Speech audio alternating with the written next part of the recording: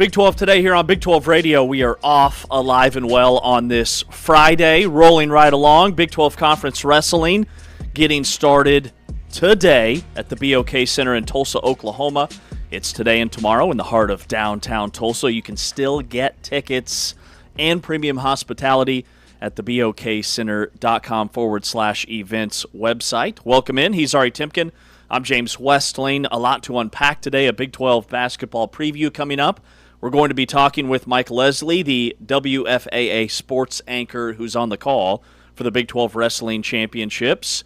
Day 2 madness in the Big 12 women's basketball tournament yesterday with K-State and Texas Tech. But good morning, friend. How are you? How are you? Are you going to be okay?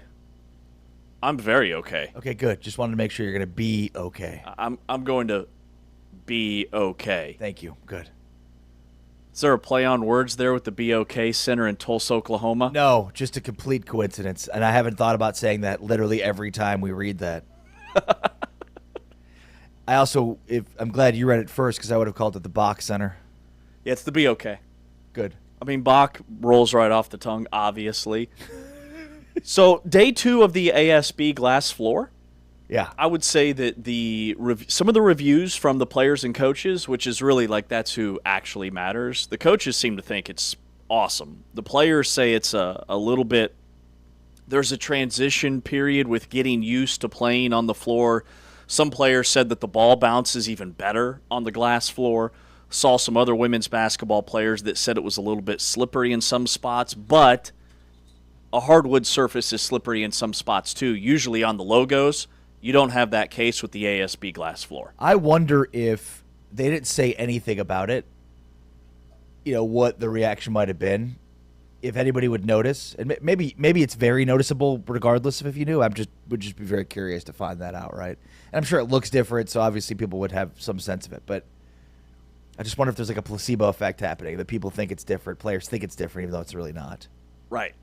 Placebo effect. That's a nice drop. That could be a podcast. All about that placebo effect. A guy who's not as the commissioner, Brett Yormark. Here's what he said about 2 days into the ASB glass floor. Well, we are a different league, and I appreciate you saying that. And we like to lean in to our point of differentiation. And candidly, as the commissioner, I like to come up with my colleagues one big idea a year. And this year, it's the glass floor. We'd been talking to them for quite some time. We just weren't ready for it. Over the last couple of years, we've tried to reimagine this conference, and I think we're in a great place. And now just felt like the right time to entertain it. And I'm thrilled with what I'm seeing so far. Now, it is technology, and fans at home are going to have to realize that from time to time there could be a glitch or two.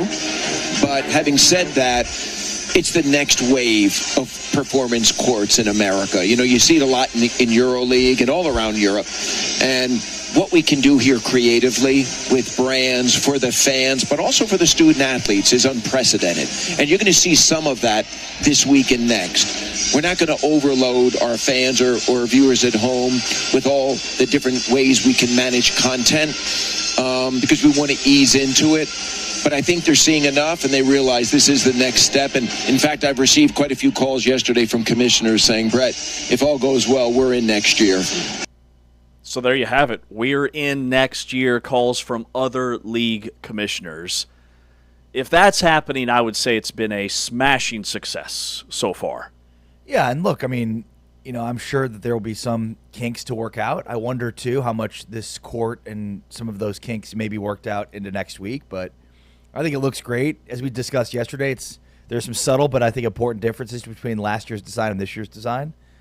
And, when maybe other leagues are trying it out next year, the Big 12 will have already had full year of discovery on it.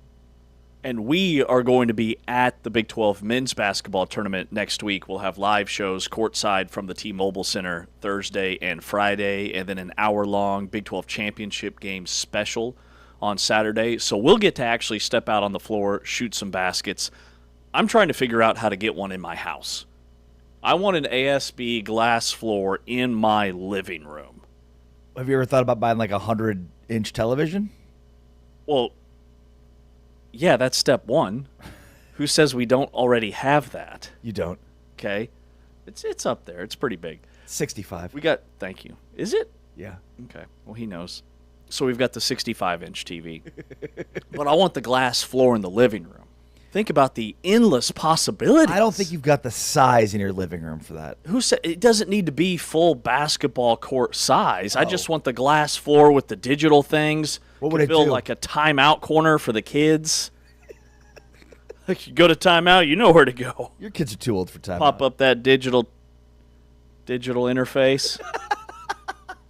Stop doing your tracks. Like it can pull up IMDb right there on the floor. Be much easier to find what we need to watch for our viewing pleasure. Basically, what I need ASB glass floor is to design my house so I don't have to look up. Yeah. Like, I just want to live in a world where I could order my food, breathe my air, drink my water, work. You could DoorDash from right there on the floor. Never even look up.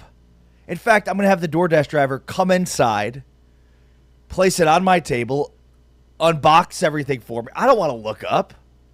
I mean, I'm trying to lay low as is when I'm home. So I'm already walking around just staring at the floor. Let's just load that puppy up. I think what's most important Email inbox. is we need to focus in on socially what we're going to be doing in Kansas City together while we're there. Okay. So I just want to make sure that you're on board with whatever going out things that we're going to be doing in Kansas City. You're not going to, Okay. you're not going to retire to your hotel room at 9 o'clock at night and, Okay. oh, guys, I'm tired, blah, blah, blah, blah, blah. Okay. Do you have an itinerary? We're going to be hanging with DJ Khaled, so, that's all. Wait, is that really happening? I mean, if you come along with me, James, we'll make it happen. Okay. I'm going to hold you to that. All right, he's Ari Timken. I'm James Westling. This is Big 12 Today on Big 12 Radio. Big 12 Wrestling Championships starting this weekend up in Tulsa. Mike Leslie here in about 30 minutes or so. But how about this stunning statistic? Like, I'm calling games all over the country. I'm looking at jerseys in the rafters, Ring of Honors. And we actually had this conversation with Matt Muehlbach, who played 4 years and graduated from Arizona, was born and raised in the Kansas City area, and chose, long story short, he chose Arizona over KU because KU recruited Kevin Pritchard, and he wanted to actually have some playing time early on in his career. But he's got kind of a lot of ties to both programs, and we were rattling off all the great Arizona and KU players that have their jerseys in the rafters and get honored on senior night, and it's a huge deal because now in today's era, like that's one more thing that just simply does not happen. So according to Isaac Trotter, there are only 22 high major scholarship players. High major, I would assume that's Power Conference. Yeah, Power 5. Yeah, Power 5 athletes. There's only 22 all across the country who will celebrate senior night this week, having played at just one place. Start their career at that school, celebrate senior night at that school. There's 10 from the Big 10. There's 5 from the Big 12. Those are the top 2 leagues. By the way, the SEC only has one guy, and he plays at Mississippi State. And I can't find who the 5th guy is in the Big 12. So there's Taman Lipsey at Iowa State. There's Emmanuel Sharp and Ramon Walker at Houston. There is Richie Saunders at BYU. Who's the 5th guy? Cannot find the 5th. So basically, and the number 22 is out of 1,125 Power 5 basketball players. There are, by the way, Michigan State has 3, and that was last night, which included Jackson Kohler. Jackson Kohler's great-grandfather was also honored at that game last night. He is one of 12 remaining surviving Pearl Harbor survivors. Wow. He was honored last night. Chuck Kohler, the great-grandfather of Jackson Kohler at Michigan State. Pretty amazing. That's cool. But yeah, of course Michigan State would have 3. Like, that's the most Tom Izzo thing ever. It's even funny because it's being referred to as a true senior night because we used to call it senior night. Yeah, it's just senior night. There was no, like, true, false, is this guy a senior? Was he there during COVID? Like, what's his actual eligibility thing going on? So here's some really interesting numbers about this, okay? As you try to dig through and find I'm going to find it. I am that 5th determined to find it. senior is. It's kind of amazing because, I mean, it's definitely not at Kansas. You can just bypass Kansas. It's not at Kansas. I think, like, when I think about It's not at Baylor. It's not at Baylor. In fact, I have Baylor friends that last night I was hanging out with them, and they're like, yeah, we're going to go to senior night. It's Baylor and Utah. It's like tickets are like $8. I'm like, oh, of course. And they didn't even realize how bad Utah was. They're like, yeah, they've got 2 wins. They're going to win. But then I was like, but there's it's not senior night. There's no seniors. Right. And even like Arizona, you think of Anthony Del Orso, you think of Jaden Bradley, guys that have been in the program for a long time. Bradley transferred from Alabama. Yep. And Del Orso transferred from Campbell. Tobe Awaka transferred from Tennessee, so they're out. K-State? There's not a soul on Kansas State's roster. That's been there more than 2 years. Okay, so when you look at the 3 consecutive pre-portal years, all right, so this would be 17, 18, 19, not including 2020, the COVID year, because that's messed up. Transfers across D1, 689 transfers in 2017, 704 in 2018. This is just in basketball, and 694 in 2019. By the way, that's across D1, right? So the Power 5 in college basketball makes up about 21% of all D1 schools. That's 75 basically D1 schools. So that's basically 700 transfers in the 3 consecutive years before the transfer portal in 2021, and that represents all of Division I. Okay, so in 2025 there were 2,320 transfers. That's in all of D1. That represents a 142% increase since 2019. 2 years ago, think about this. 2 years ago, 2023, there were 1,724 transfers. That's a 35% increase in 2 years. That's insane. And 142% increase in the last 6 years. And remember, in 2023, the portal was open for 60 days. In 2025, where there was 35% more transfers than in 2023, the portal was open for 30 days. So half amount of days, 35% more increase, which goes to show you that like the portal days don't matter. The guys that know they're going to transfer are going to transfer, regardless of how many days it's open. So this really crystallizes the point here. Before 2021, roughly 75 to 80% of Power 5 scholarship seniors were playing their final season at the school they enrolled in as a freshman. 75 to 80%. And what year was that? Before 2021. Before 2021? Yeah. Almost 80%? Yes. Of seniors? Approximately 200 to 220 players per year across the 5 major conferences. So we're talking about senior night with the Power 5 right now with 22. Total. Out of over 1,000 players. 1,100. And just 5 years ago, 80% of senior night honorees had started their career at that school. There's 200 more. Wow. At least 200 more. So basically a decline of roughly 90%. That's nutty.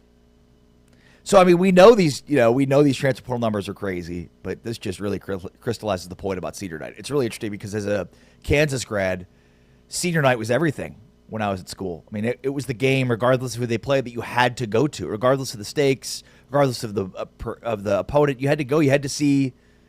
Wayne Simeon is a name that stands out to me. You know, his senior night was such a big deal. In fact, I remember he spoke for like an hour. Yeah.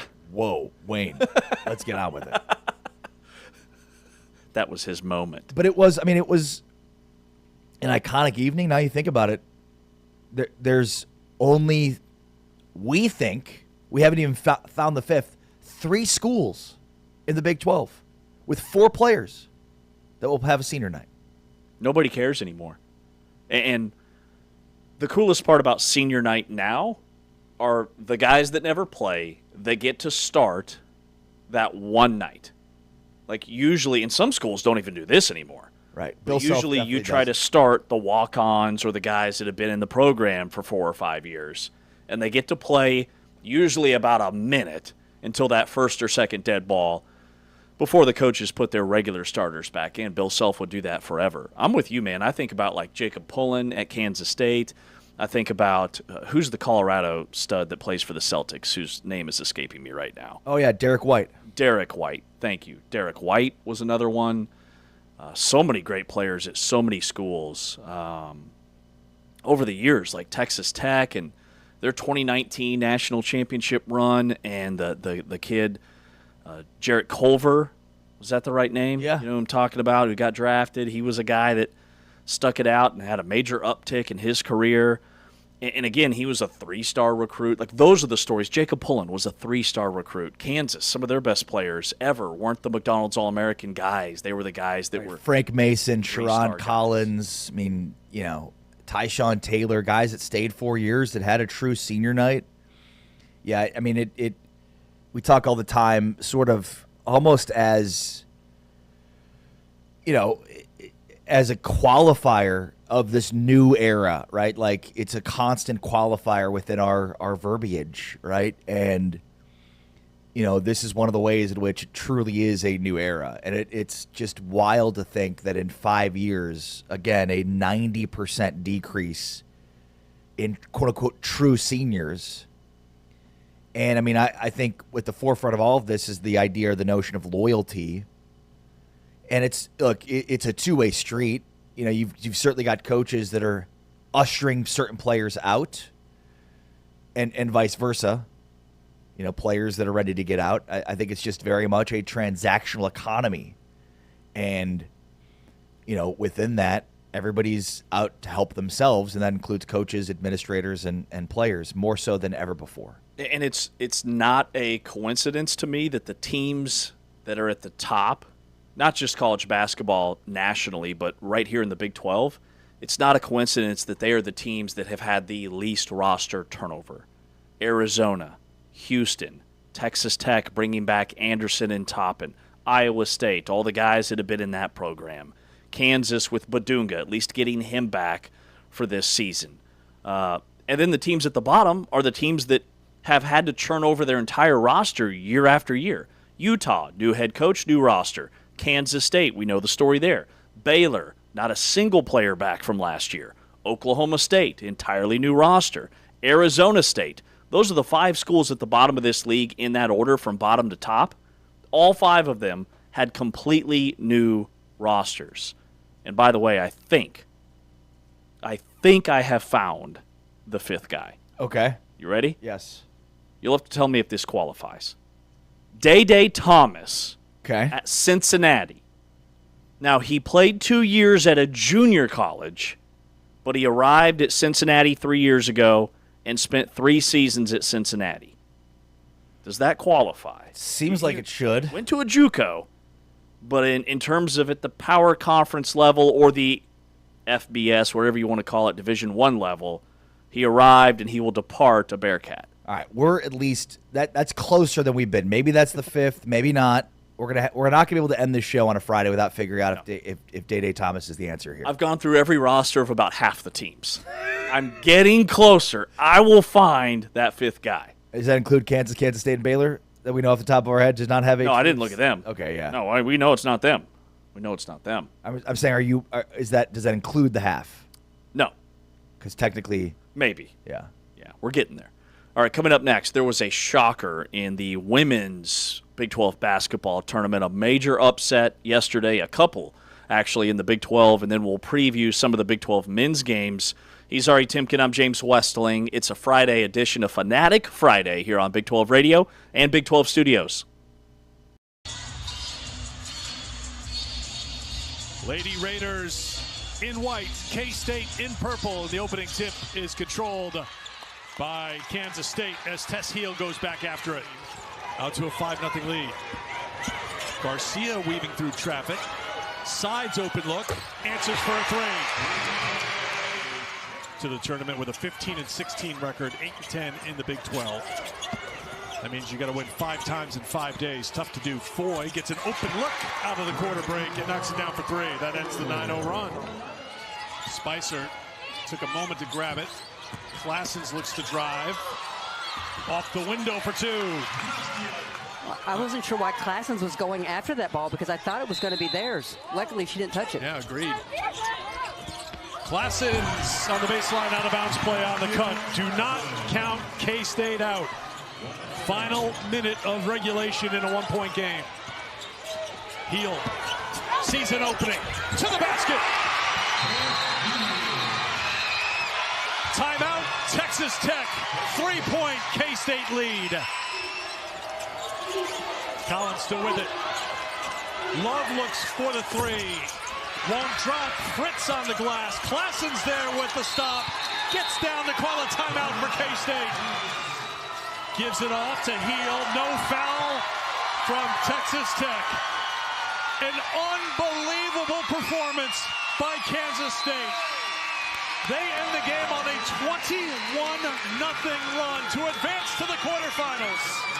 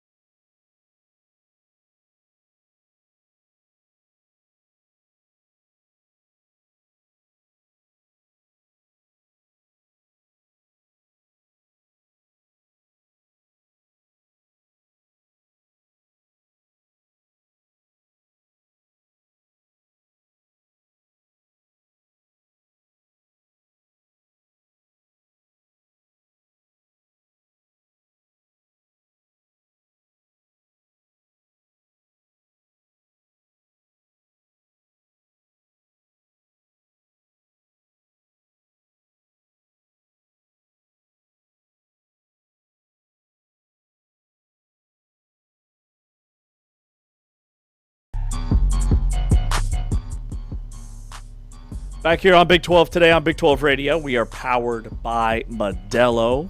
Sit down. Be humble. Story of my life.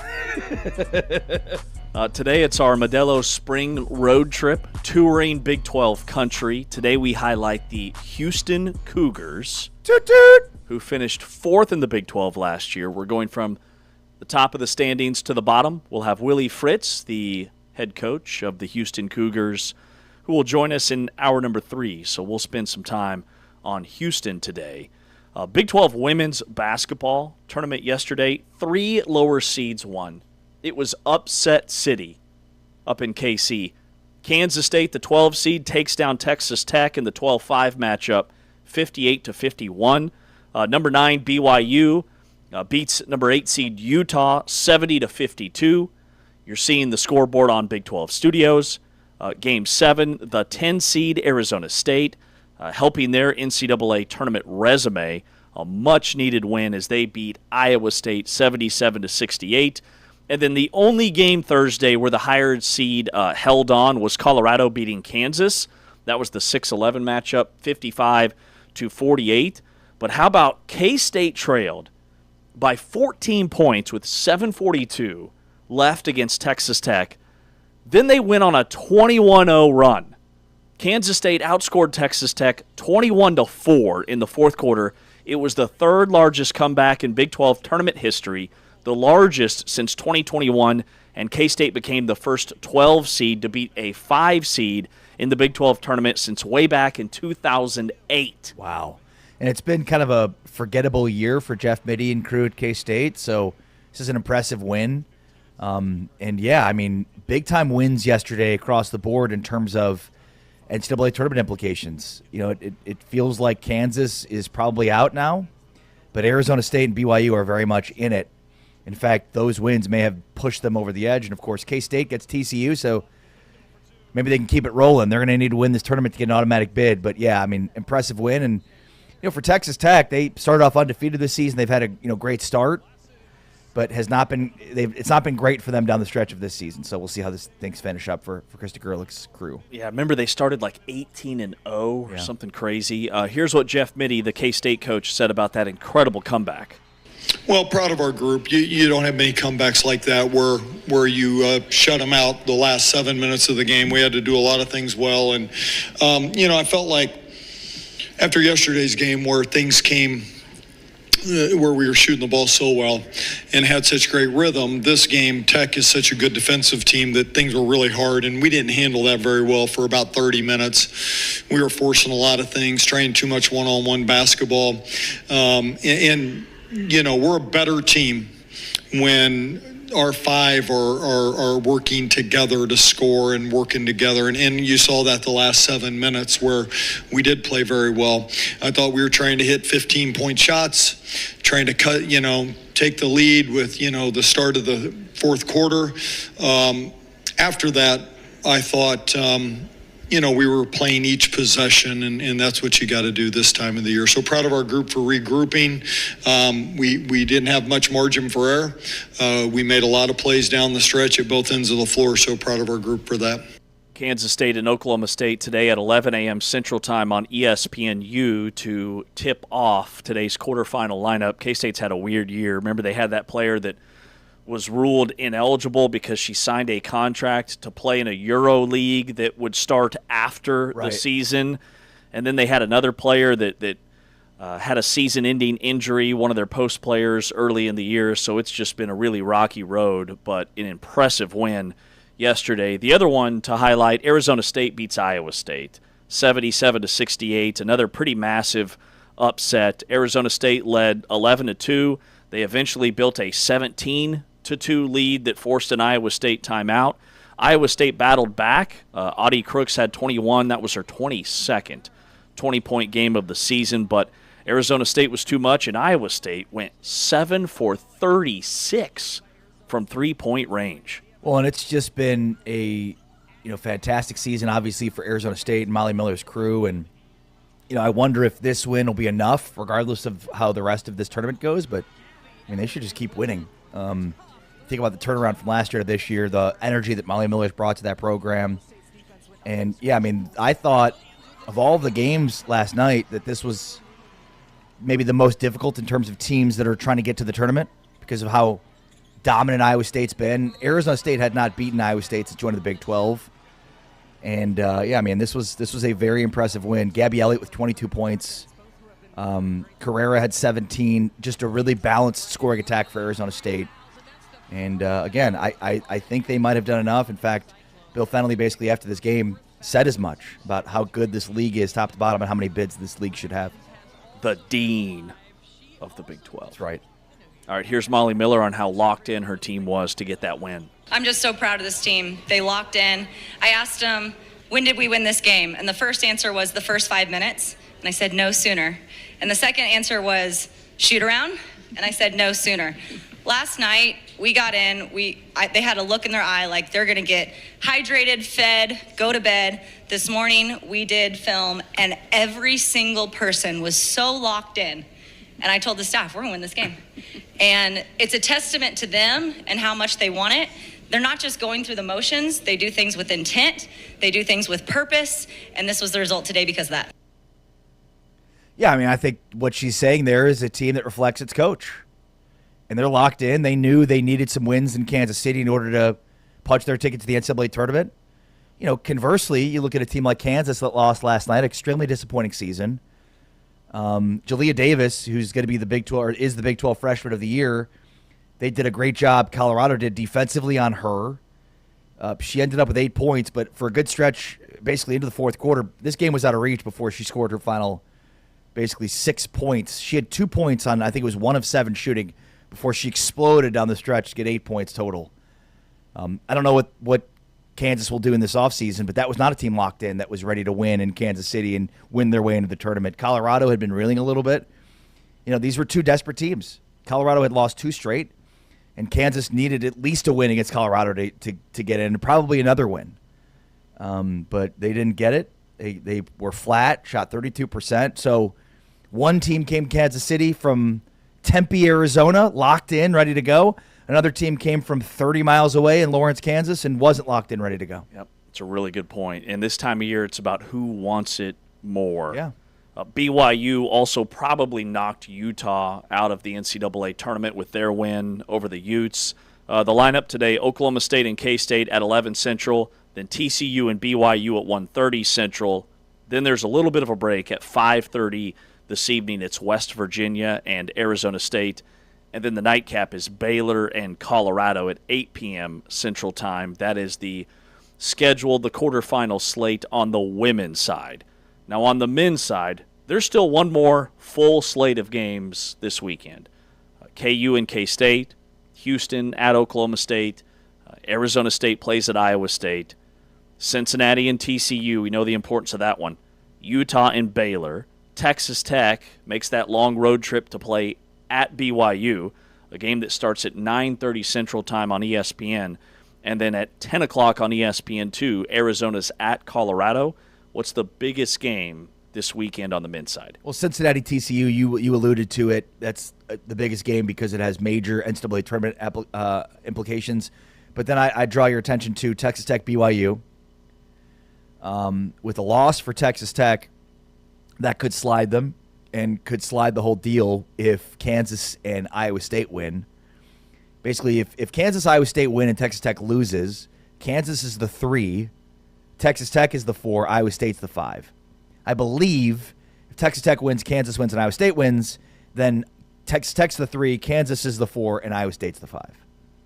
So in terms of that seeding, we talked about heading into the Big 12 tournament, the double bye, and I believe if Kansas is able to avoid a loss at home against K-State to close out the year, they'll at least clinch a double bye, with Iowa State hoping to still be in that picture. But again, playing on Thursday versus playing on Friday for your first game, as we're seeing with the women, the heavy hitters, the TCUs, the West Virginias, the Oklahoma States of the world, didn't have to play until today, whereas K-State's been playing since Wednesday. They won 2.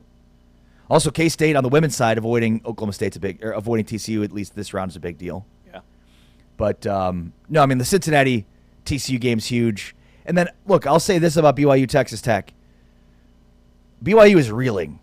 I mean, they are very reeling, and how I think that game is bigger than the Cincinnati TCU game, taking out the tournament implications, simply from the standpoint of how much different are we going to feel about Texas Tech if they drop this game? Because they started 3-0 without Top and looked really good. Suddenly they were the darlings. Everybody was talking about, we missed on the metrics. We had Evan Miyakawa on yesterday. He mentioned that, based on injury, the numbers for Texas Tech had them sliding substantially all the way to 40 from the top 15. And, he said, well, my numbers have been wrong so far, but if they end the season 3-2 with 2 straight losses, will it be that far off? And then for BYU, I mean, what has BYU done since the Richie Saunders injury?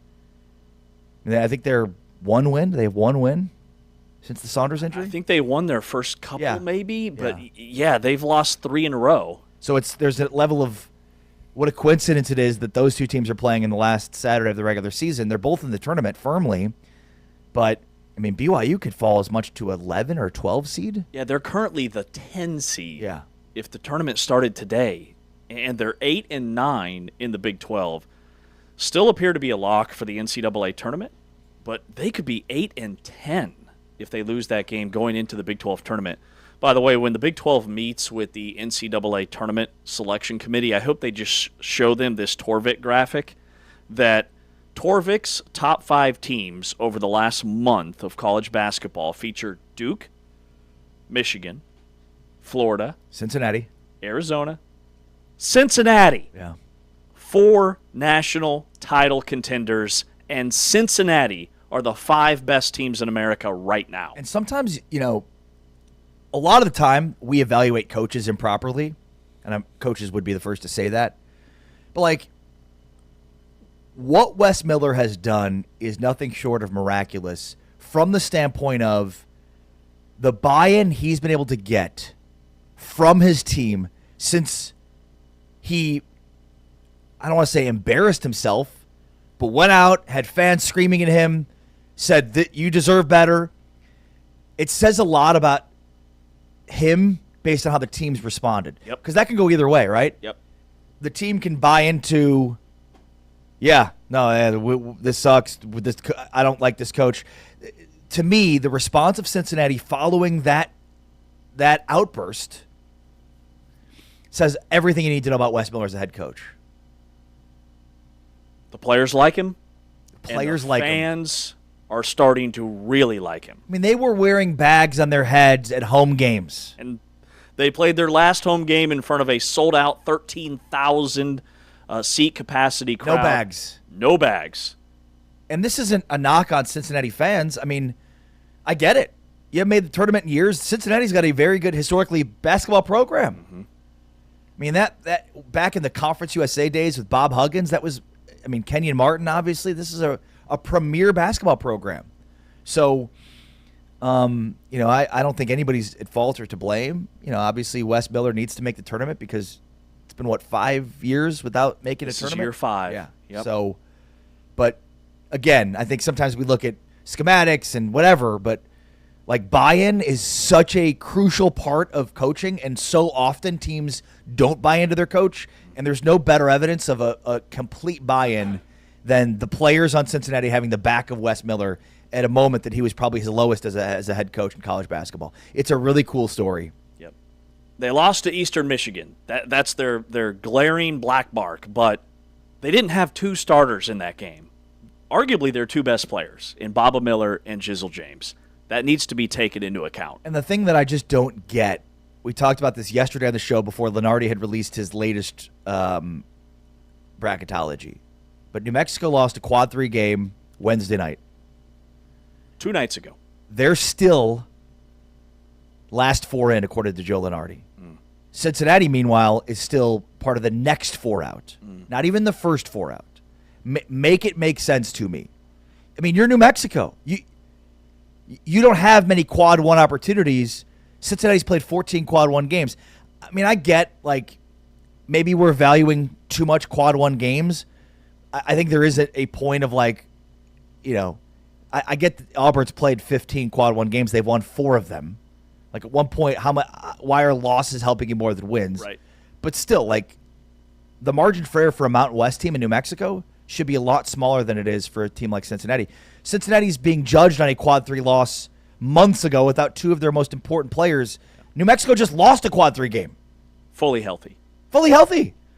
Mike Leslie, WFAA sports anchor, joins us after this timeout talking Big 12 wrestling. The championships start today at the BOK Center up in Tulsa. It's Big 12 radio. This is Big 12 Today, exclusively on TuneIn, powered by Modelo, and you're watching us on Big 12 Studios.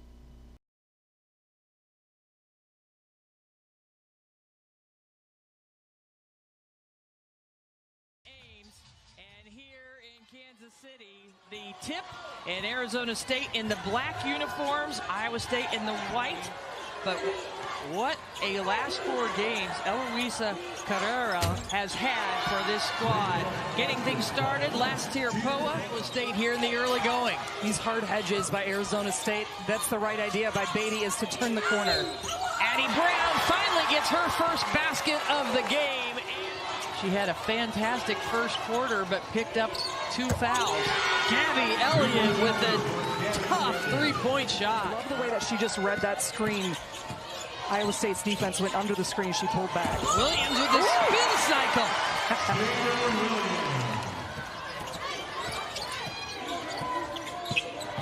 Bounce pass it into Crooks, and she's fouled on the shot. With Elliott, okay, 2-man game with her and Brackens, both who have been having great third quarters. Elliott takes it right at Brown with the 3 fouls, and that's the 4th foul on Addie Brown. The Cyclones, as she picked up her 4th foul with 2 seconds remaining in the third.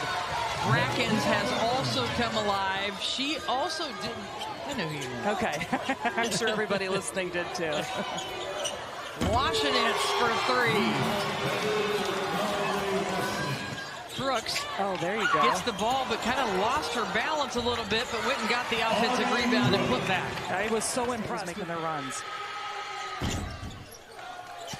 And that will do it. The trend continues. Every team with a bye in the Big 12 tournament today has lost.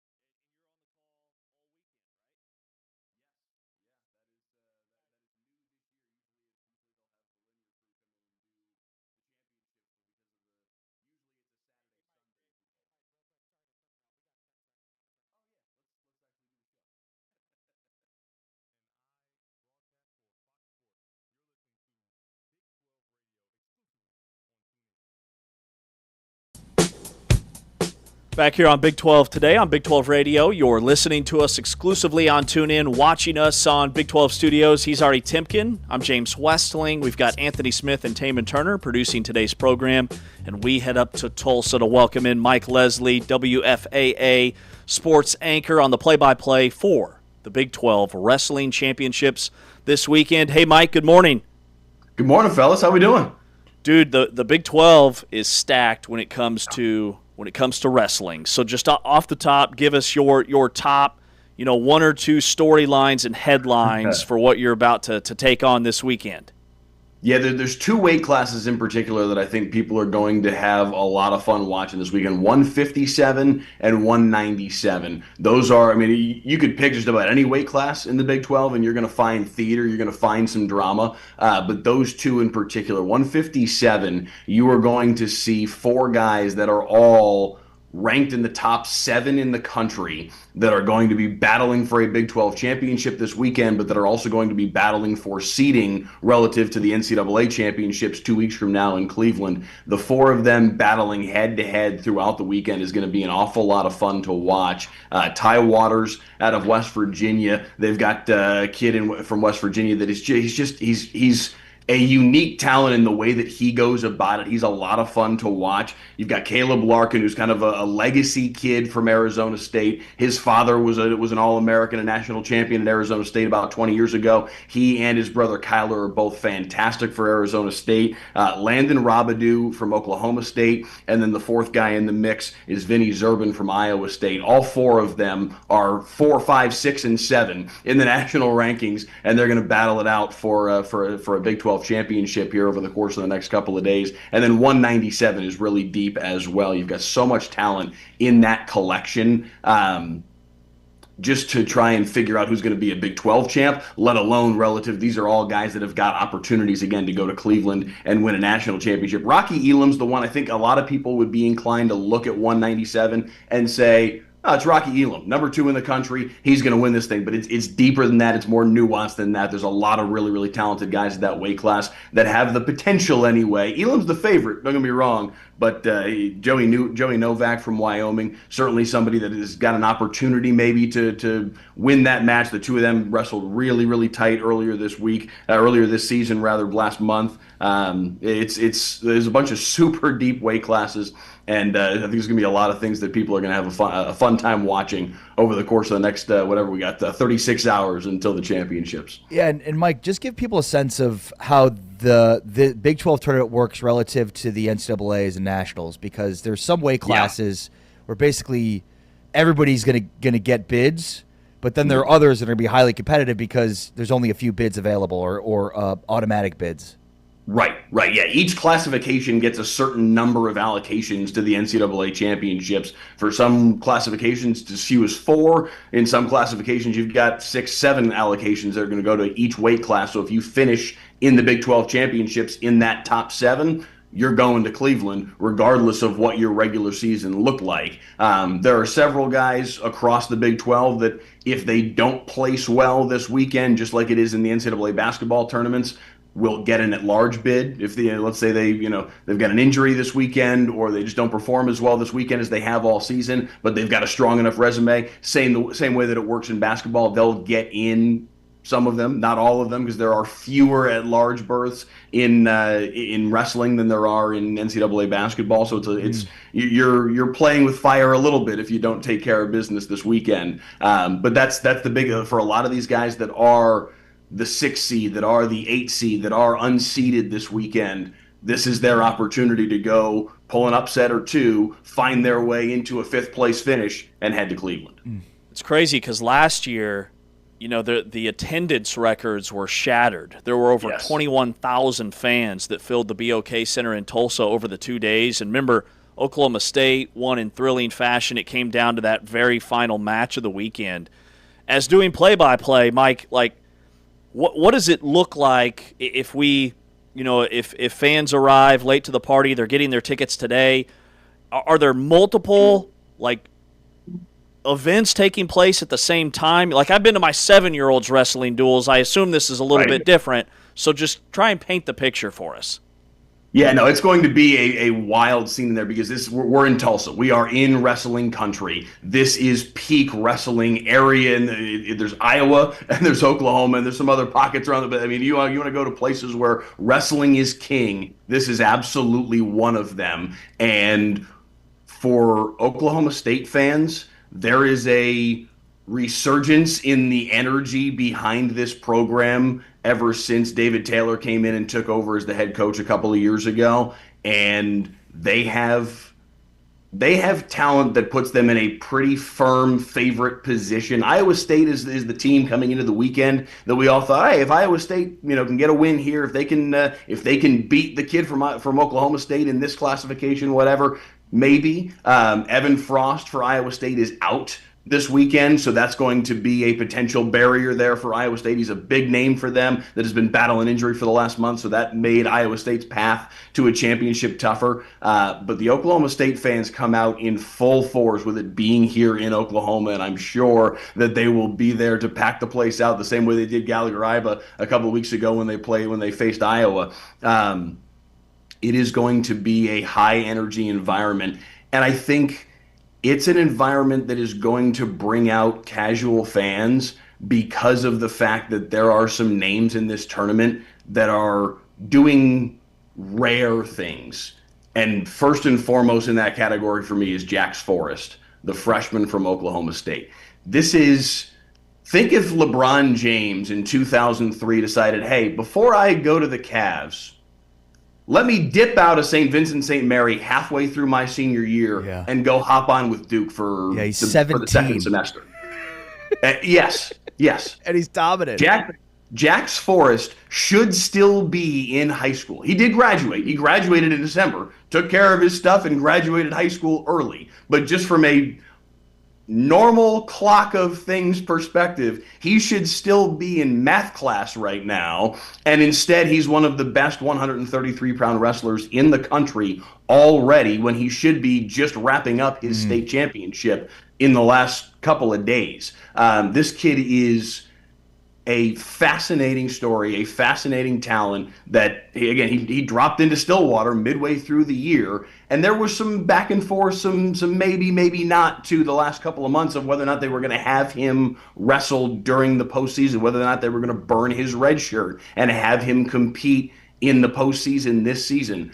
But when you looked at what he did over the course of those couple of months, when he had the 5 dates to work with to evaluate where he is relative to collegiate competition, there was no question. He took Drake Ayala from Iowa, who's one of the best wrestlers in the country, went to the national finals a year ago, and with all due respect to Drake Ayala, dominated him, absolutely dominated him. And that was, if it wasn't clear already that this kid is here and ready for the moment, that was definitely the time where everybody sat up and took notice. So, obviously the top of the class in the Big 12 is Oklahoma State and Iowa State. Oklahoma State beat Iowa State already this year. Is Iowa State close to Oklahoma State, or do you think Oklahoma State will take this down too? I think Oklahoma State's a pretty heavy favorite from a team perspective. I think it would take a lot of things to happen for Oklahoma State to not win the team title this year. But I think there are so many different weight classes in which it's going to be a lot of fun to watch two kids from Oklahoma State and Iowa State do battle. Iowa State's got they've got the only kid in the entire field this weekend that is the #1 ranked wrestler in the country in Younger Bastida at the heavyweight classification. Bastida is an absolute monster. He is the class of the heavyweight division nationally this year. He's fantastic. And there's a kid from Oklahoma State and Connor Doucette that will be part of a collection of guys that are going to try and knock him off. Christian Carroll from Wyoming, very, very talented heavyweight that has got an opportunity in that mix as well, but it's Younger Bastida at the heavyweight classification until anybody proves otherwise. Awesome, man. We cannot wait to watch your coverage. Mike Leslie on the play-by-play of the Big 12 Wrestling Championships. It starts today and tomorrow at the BOK Center in Tulsa. All sessions on ESPN+. Mike, appreciate your time. Fellas, thanks for having me. Looking forward to it. Mike Leslie. Mike. He's on the play-by-play for the Big 12 Wrestling Championships.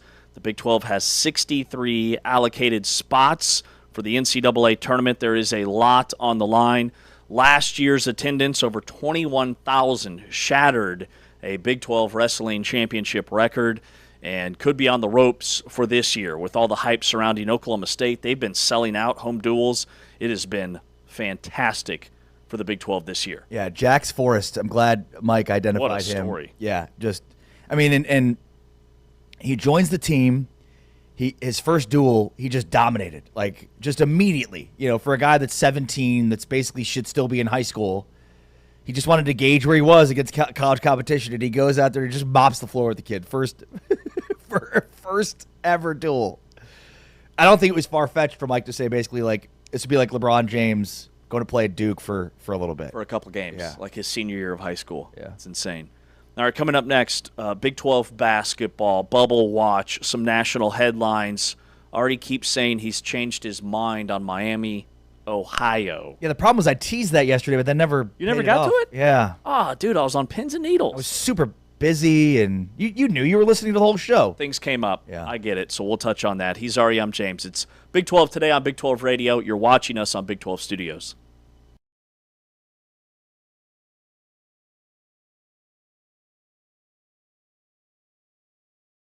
Opening tip is controlled by the Utes in the home white. Gets it back. Corner, open look for three. Barber. Got it. Cambry Barber, the sophomore from Rigby, Idaho. There is Otto. Looks on the cut. Wilkie on the reverse for two. That quad one line is key to you. Absolutely, because you want to be standing above. You want to leave nothing to chance when it comes to the committee. The rims, the court, depth perception, all of it. You got to feel good if you're Utah that you are only down the 4. Inside, it's 2 for Bola Youssef. Yeah, 4th assist in this game, and that's where Delaney Gibb is at her best in transition. Cannon now 4 for 6 on threes. Good take to the basket by Walker. 6 turnovers, last 3 minutes for Utah. Shot on the way to beat the buzzer is good. Baked in by Hamlin. What a quarter. 7 on the shot clock. Gibb holding, firing, hitting. 5 on the shot clock. Gibbs got it back. Steps over, throws up a 3, puts it in. And BYU can dribble out the clock. They go 3 for 3 against their rivals this season. The 3rd win, perhaps the sweetest. They win here in Kansas City. Back-to-back wins in the Big 12 tournament. 70-52 the final.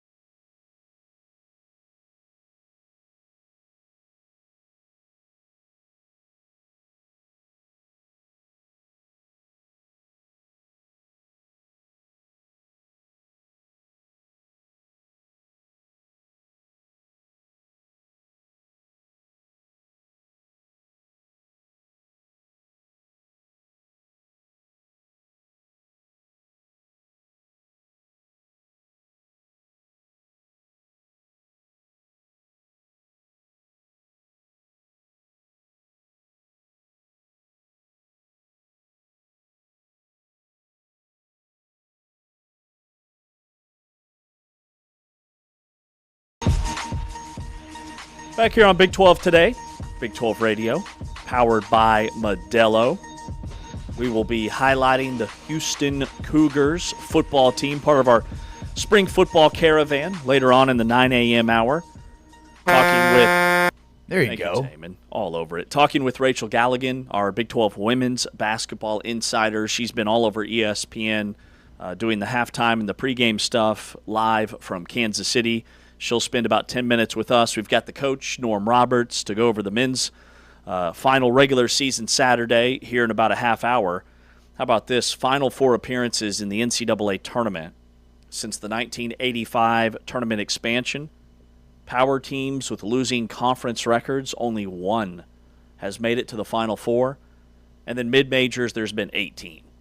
Basically breaking down Auburn versus Miami, Ohio, or some of these other mid-majors that are on the cusp. Also, just some wonky stuff. 18 mid-majors to make a Final Four with a losing record in conference? No. Just period. 18 mid-majors have made a Final Four since 85, versus there's only been 1 power conference team that's made the Final Four that entered the field with a losing conference record. Got it. Okay. A little confusing. A lot of numbers. Yeah, and I was thinking, like, is there even 18 mid-majors that have made the Final Four? Right. Let alone with losing conference records? No, not that part. Got it. Not that part. Also, we talked about the K-State 21-0 run to end the game as they upset Texas Tech on the women's side yesterday. There was an 8 seed in a conference tournament. Austin Peay, they beat the number 1 seed Eastern Kentucky. They went 0 for 23 from 3 and still won the game. Like, that just highlights the insanity that is this time of year in men's, women's, doesn't matter, basketball, period. And on this note, we talked, I think it was last week, about Miami of Ohio. If they don't win the MAC championship, then should they and get the automatic bid? Then should they be an at-large team? They're undefeated. What are they? 30-0. They have won a lot of games. So they're either 29 or 30. So the thing we were talking about with Miami of Ohio was, but they haven't played a quad 1 game yet. They're 0-0 in quad 1 games. The majority of their games have been quad 3 or quad 4. The MAC is very bad this year. And you and I agreed that they probably should not get an at-large bid because of the 0 for 0 in quad 1. But I've since changed my opinion on that. And part of that is based on Matt Brown from Extra Points, who basically found that they tried to schedule many Power 5 games, and they were turned down for them. Pitt, BYU, Ohio State, Kansas, and more. Now, granted, I'm sure there were legitimate reasons for why some of those teams said no, but what else are they supposed to do if they can't get any of these teams to agree to play them in the non-conference? And it almost seems to a degree like this is what's happening to the Big 12 in football, which is why I start to gravitate more and more towards Miami of Ohio. You know, we've been talking about some of these SEC Big 12 football matchups that have been canceled or bought out. And, you know, what does that mean for access moving forward for the conference? And if basically the SEC says to the Big 12, we're not going to play you at all out of conference, that's going to really hurt the Big 12's access. Now, look, we'll see what the next 5 to 10 years look like in terms of competition. And, you know, does the Big 12 win a national championship? Does the SEC, which has not even been to the national championship game in the last 3 seasons after dominating that, you know, for the previous decade?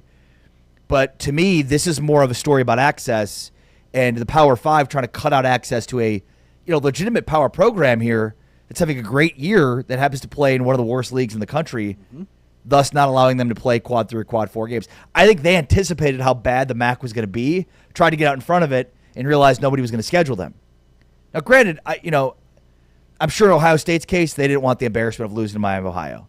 I'm sure in some of these other cases, there was saving themselves from the embarrassment of potentially losing to Miami of Ohio. I'm sure in other cases there was, we have a full dance card. And especially like in the case of Kansas, who has one of the best out-of-conference schedules in the country, like, yeah, we're not adding a strong mid-major in Miami of Ohio to a list that already includes Duke and North Carolina and NC State. Like, I mean, just go through the non-conference games for Kansas, Tennessee, right? I mean, I get it. And maybe that wasn't even the reasoning or the rationale. But I feel like the Big 12 is akin in football to what Miami of Ohio is going through right now. Yep. Great comp. And credit Matt Brown, who did the dirty work and put in the time to find this. He filed an Opens record request to see every email that Miami, Ohio sent to other programs about trying to schedule games. And they sent him over 25 emails. And right there, it's Pitt, it's Wisconsin, Marquette, among all the schools that you noted. Oklahoma State, I think, was also mentioned, and then you had BYU and a couple other Big 12 schools. And basically, you can go on these coaching or athletic director forums, whatever they call it internally, and post like dates that you're looking for an opponent. And these schools get on there and they say, you must fit this criteria. You either have to be a quad 1 game for us or a net of 250 plus. Basically, nobody wants to be a Cincinnati who lost to an Eastern Michigan or a TCU who lost to a New Orleans. You're either quad 1 or you're quad 4, and it shuts everybody else out. And Miami is the prime example.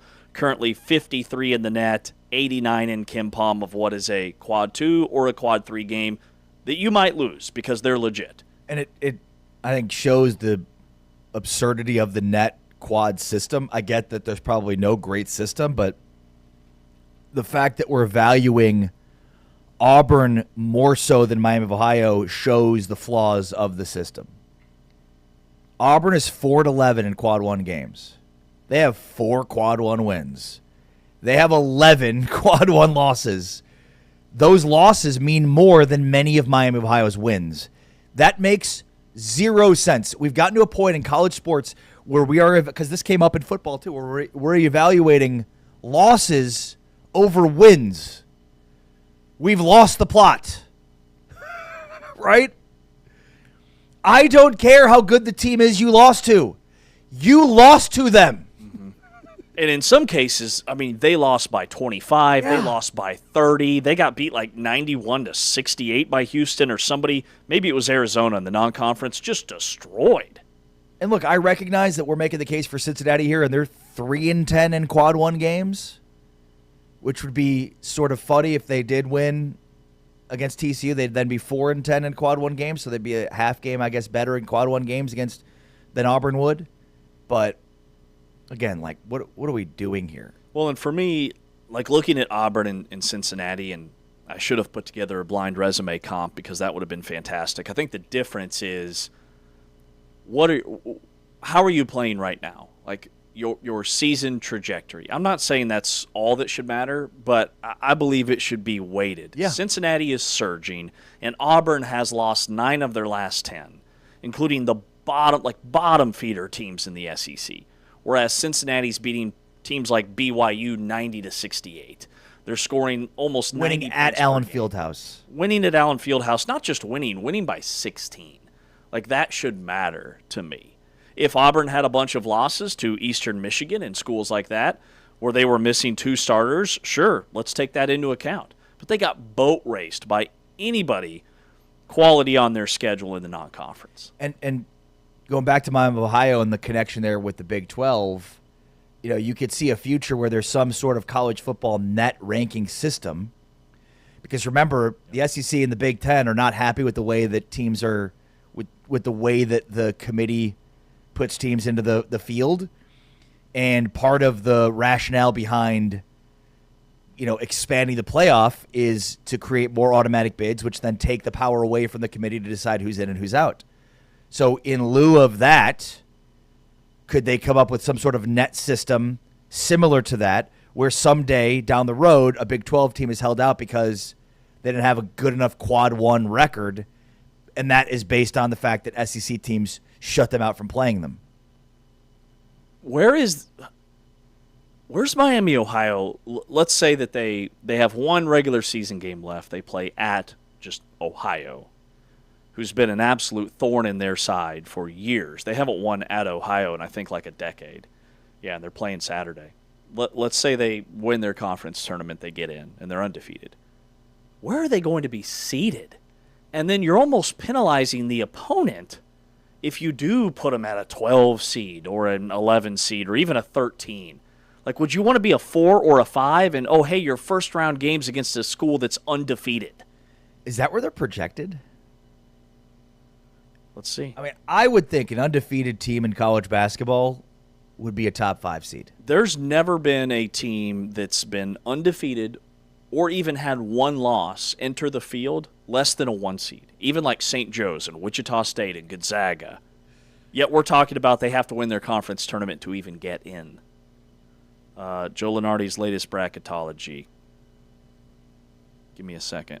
All good. I mean, it's shocking to me that you'd even mention them as a 12, 13, or because you're right. That you'd hate to be that 4 seed. They're currently projected as an 11 seed, playing Vanderbilt in the first round. Good luck, Vanderbilt. Nice season. Here's your first round opponent. Oh, by the way, they're undefeated. What? But no quad 1 wins. You guys should be fine. All right, it's also officially its national championship contenders in the last 10,000 years only meet this criteria season. There are so many graphs, so many of these to go over. It really is insane. Well, these 4 teams are ranked in the top 26 defensively, and they're no team in the last 7,000 years has ever lost or has not made a Final Four when they're in these 2 criteria.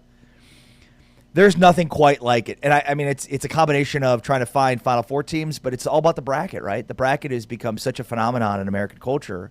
Hasn't become it. It's been for a long time that, now in haste in trying to get people to, pay attention to your numbers or whatever, you've identified certain criteria. It really is insane. I talked about this a little bit yesterday, just like the absurdity of certain criteria and characteristics of championship teams. Well, here's Haslam Analytics, he's projected the national champion. They have met this criteria 11 straight seasons. Top 10 offensive efficiency, top 35 defensive efficiency. Michigan, Duke, Illinois, Florida, Purdue, and Texas Tech. Omitted from his list is Arizona, Wisconsin, Vanderbilt. He said Arizona is the most interesting case study to see if this trend holds up because they're just outside of the cut line in terms of their offensive efficiency. But Texas Tech, one of the 6 schools that meet his criteria, which have determined the national champion for 11 years in a row.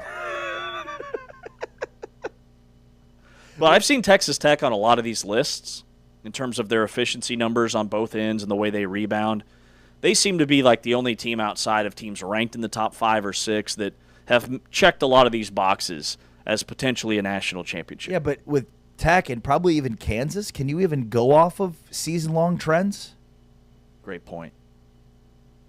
I mean, those are teams that's tough to evaluate their season-long trends because Kansas has basically had 2 teams all year, and now they're molding those 2 into one. And then Texas Tech obviously playing without JT Toppin. I'd imagine some of those metrics hold up, but I'd like to see a larger sample. Yeah. Are these pre-Toppin, post-Toppin? Yes. With and without Toppin? Yeah. Yes. Makes a big difference. Huge. All right, coming up next, Rachel Galligan, our Big 12 women's basketball analyst and insider. She's going to join us live from Kansas City to break down all the madness that was yesterday. The Thursday night slate on the women's side, 3 of the lower seeds won, including a 21-0 run by K-State to end the game in their upset win over Texas Tech. Rachel around the corner. This is Big 12 Today, brought to you by Modelo.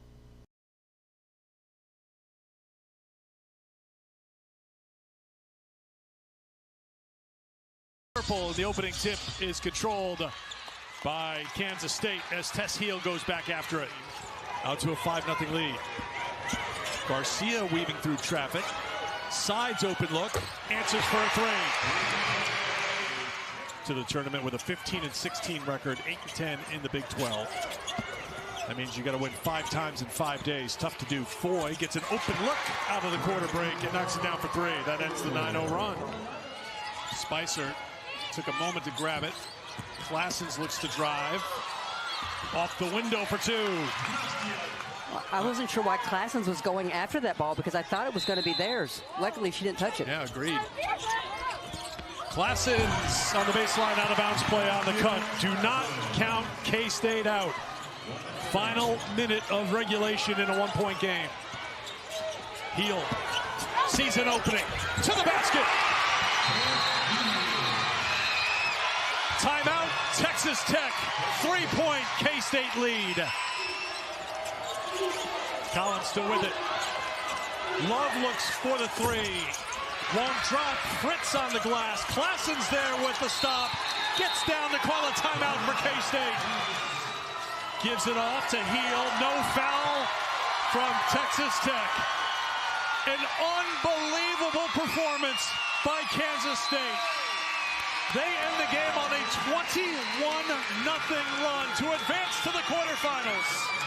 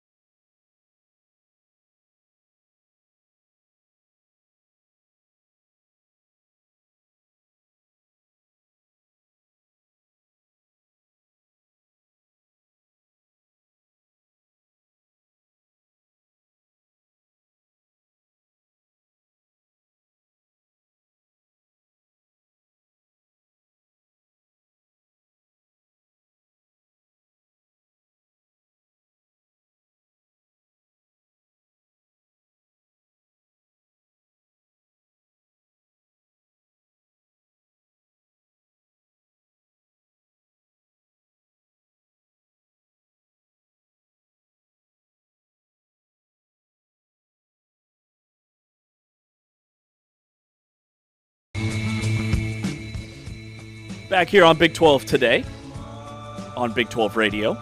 with you each weekday, 8A to 11A Eastern Time. He's Ari Timken. I'm James Westling. We head up north to Kansas City to check in with Rachel Galligan, Big 12 women's basketball insider analyst. She is all over the place. It was a wild day yesterday on the women's side. But Rachel, hang in there. Hang with us. Just, I don't know how you do it. You are all over my television. What has your schedule been like the last 24 hours?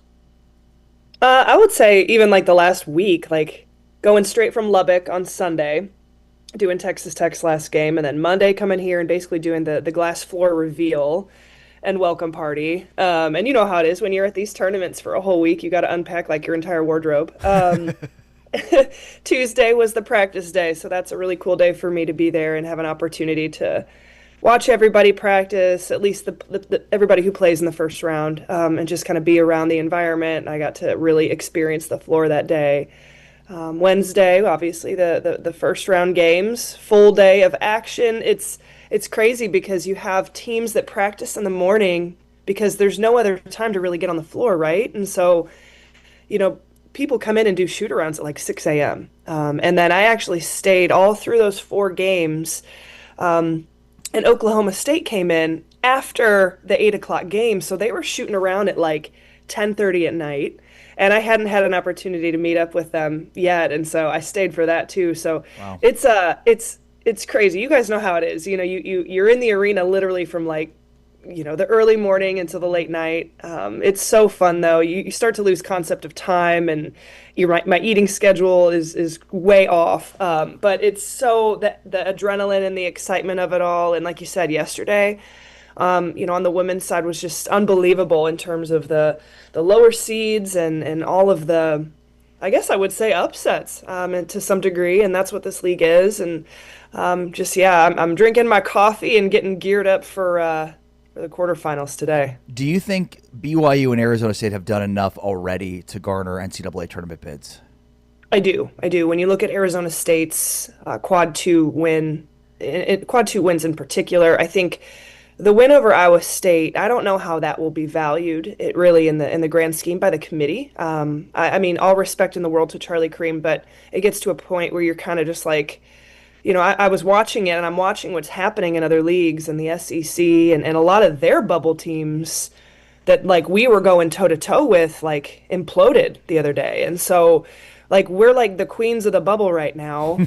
That's a whole other dissertation that I would love to go on. But for whatever reason, I stand strong on the fact that I don't think this league gets enough respect. But I think that win last night for Arizona State, I mean, in what world does a team win 24 games and isn't an NCAA team? You know what I'm saying? Like, it just blows my mind, especially in a league like this where, I mean, this isn't just us blowing smoke. And when I say us, me and the coaches, you guys, like blowing smoke about this league and how good it is. Like, it genuinely is elite in terms of the styles of play, the coaches in this league, their ability to make adjustments, their ability to develop. And so, like, I'm not surprised because I've watched it as close as anybody for 2 years, this league and how much, they just beat up on each other, especially this time of year. And so, like, that loss of Iowa State, let's not forget that this was a top 10 team a couple of months ago.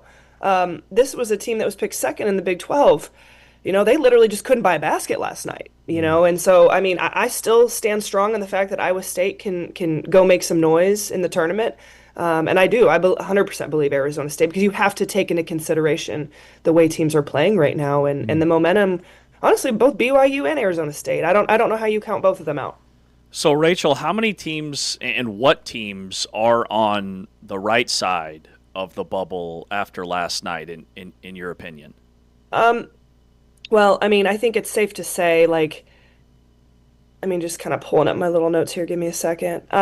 TCU, I mean, they're going to be probably up there as a 3. West Virginia, I think, should be a 4. I think they should be hosting without a shadow of a doubt. I mean, we'll see them play today, but they have been so good and so efficient.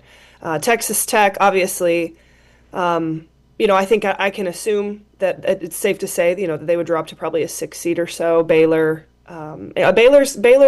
Texas Tech's out, obviously not trending the greatest going into March right now, but still their body of work and their complete resume. And I think, just this whole team obviously is a tournament team. Baylor, let's see what kind of noise they can make in the tournament. They're going to have to honestly probably go win it all to be a host team. I think Oklahoma State, hands down, a tournament team. I still believe very much that Iowa State is a tournament team. There's just, I just don't. Like everything around Iowa State and the injuries in the middle of the season, all those things, like the talent is there. We know what this team is capable of. We saw it, in the first part of the season. Colorado for sure. I think they're in. So right now, I mean, that puts us at 7, and then you've got BYU, Arizona State. Those are the ones fighting for it. I mean, Utah lost, Kansas lost, and so BYU, Arizona State. It's a big day. Trying to really build out their resumes. And I will tell you, they're playing really, really well right now. I'd love to get them both in. But realistically, having 8, that seems like a realistic path right now. Yeah. So, Rachel, there's been some, commentary from players and coaches about the floor. What do you think is maybe most honest and genuine about some of the, the positives and negatives around it?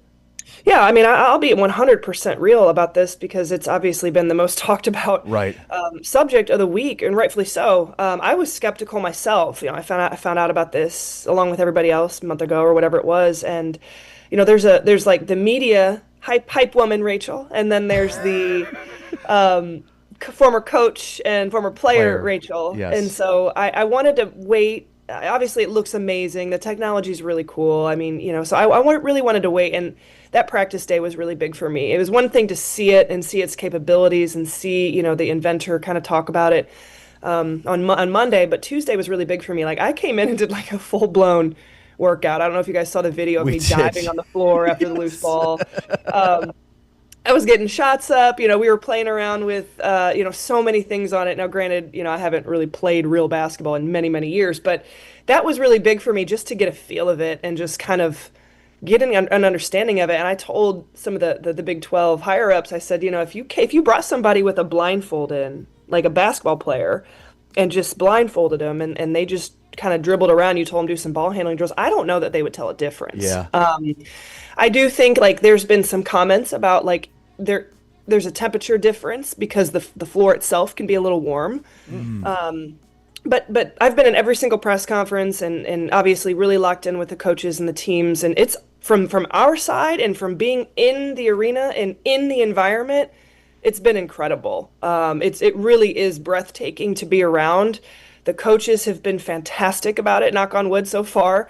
The players obviously think it's really cool. It's been fun to see their reactions coming in, of course, the practice days. But what I really wanted to experience was the last couple of days and hearing them in the press conference. And they've been overwhelmingly fine with it. They've been positive. I think, at this point of the year, like, put them on a blacktop. Like, they just want to play. And so that's been really interesting. No one's really allowed it to become a distraction, if you will. And I think that was my biggest concern, is how are the coaches and how are the players feeling? Logan Greer of Colorado last night made one of my favorite comments. Someone asked her about it, and she said, I think it's really cool. It's like playing on a giant iPad. And I thought that was funny. There is one little common theme, I think, from the players at times is it feels a little bit like they're kind of mentioning like feeling like they're slipping a little bit, and maybe people have noticed that on, when you're watching the games. But that's been the only thing that has been mentioned. But it's not in a way of like, oh my gosh, that's the only thing that the players say. Rachel, Kansas State ended the game on a 21-0 run. They had like a 0.3% chance of winning that game when they were down 14 midway through the third quarter. K-State takes down Texas Tech. Being there in person, watching that, just walk us through that last quarter.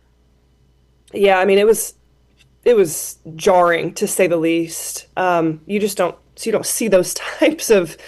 I mean, you do. It's March. Anyone who's followed basketball for any period of time sees these things. But I was very shocked, I think, to see the just collapse of Texas Tech. You guys know I have been extremely close around that program all year long, calling their games, and it was interesting just to kind of see like they didn't have an answer. They couldn't put the ball in the basket. They couldn't, and March is about players making plays. Like the coaches can only do so much at this phase of the game, right? And so like who's going to go make plays? And I found it really interesting. It felt like Texas Tech, like when Kansas State, like they were playing with house money. Like, let's be truly honest, because this team was young.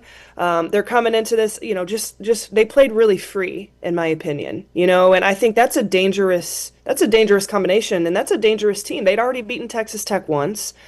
And that's why I kind of thought like the Lady Raiders would want some revenge just on that loss. They were embarrassed about that loss in Lubbock, a couple months ago, and really would come back and, avenge that. But Kansas State late in the game, I mean, they just started you just felt they'd hit a couple shots, and then they'd hit a couple shots, and then Texas Tech, like it was just one of like nothing was going right. The turnovers of Texas Tech, and maybe that's pressure at the moment at times. I don't really know exactly what was happening with Texas Tech. They just didn't have answers, and K-State had the momentum. And next thing you know, like they just had this look in their eye of resilience, and that was scary. Like I knew when I looked at that, I was like, this is about to be something.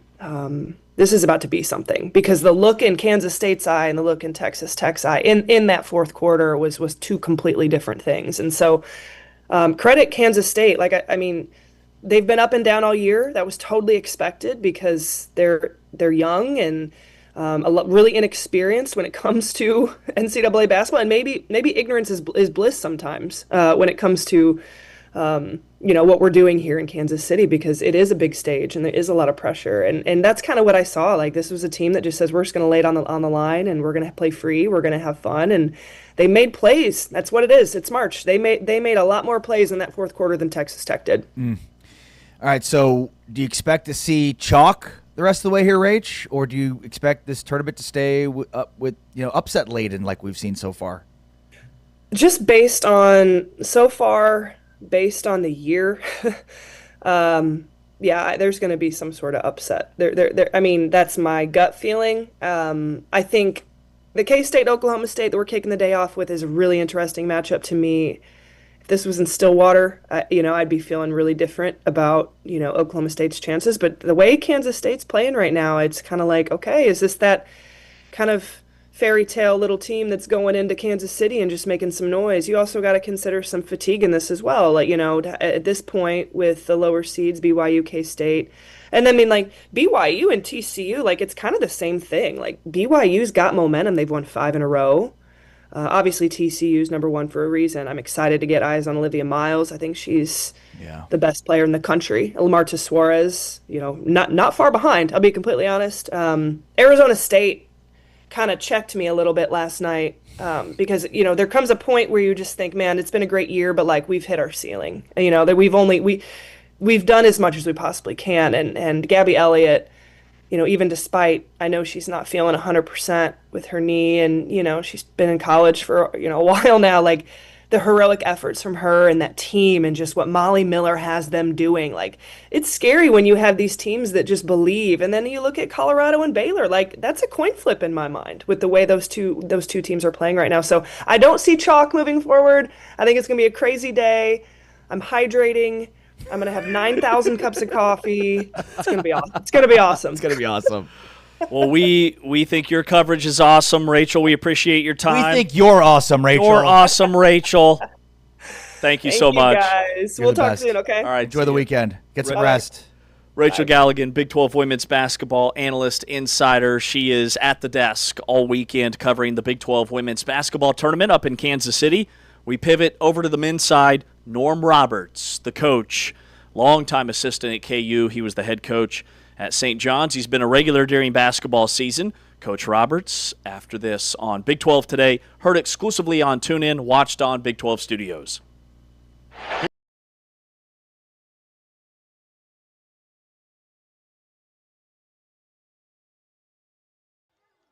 The ball is up and into the hands of Colorado. Walker in the paint, rolls it in. She averages about 11 points per game. When you watch them on film, there's one thing, but when you stand next to them during a shoot-around in practice, they are so long and tall. Greer picks up the foul as Samaya Nichols, what she does better than anybody else in the country. But also, like you mentioned, Reagan Williams in the last 4 games, she's been playing really well, over 10 points per game, and what a pass by Davis.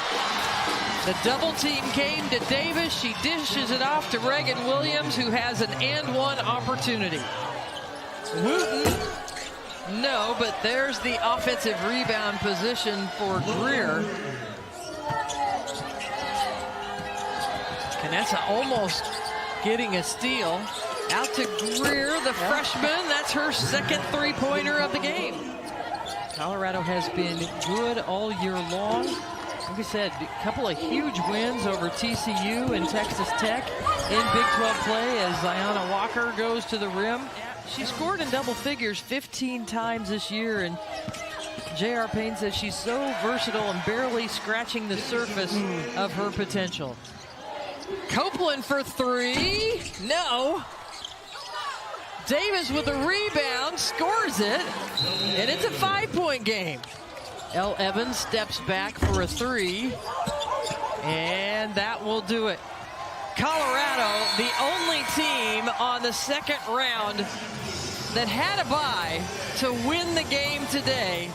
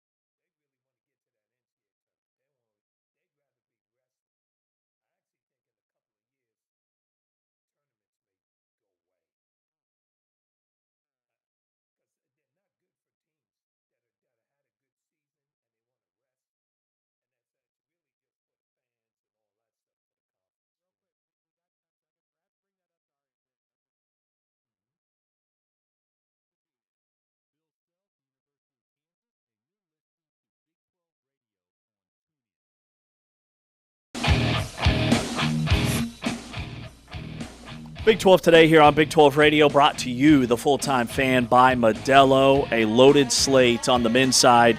Big 12 men's basketball tomorrow with everybody in action, gearing up for the Big 12 men's basketball tournament up in KC on that ASB glass floor. We welcome in Norm Roberts, the coach. Hey, Norm, good morning.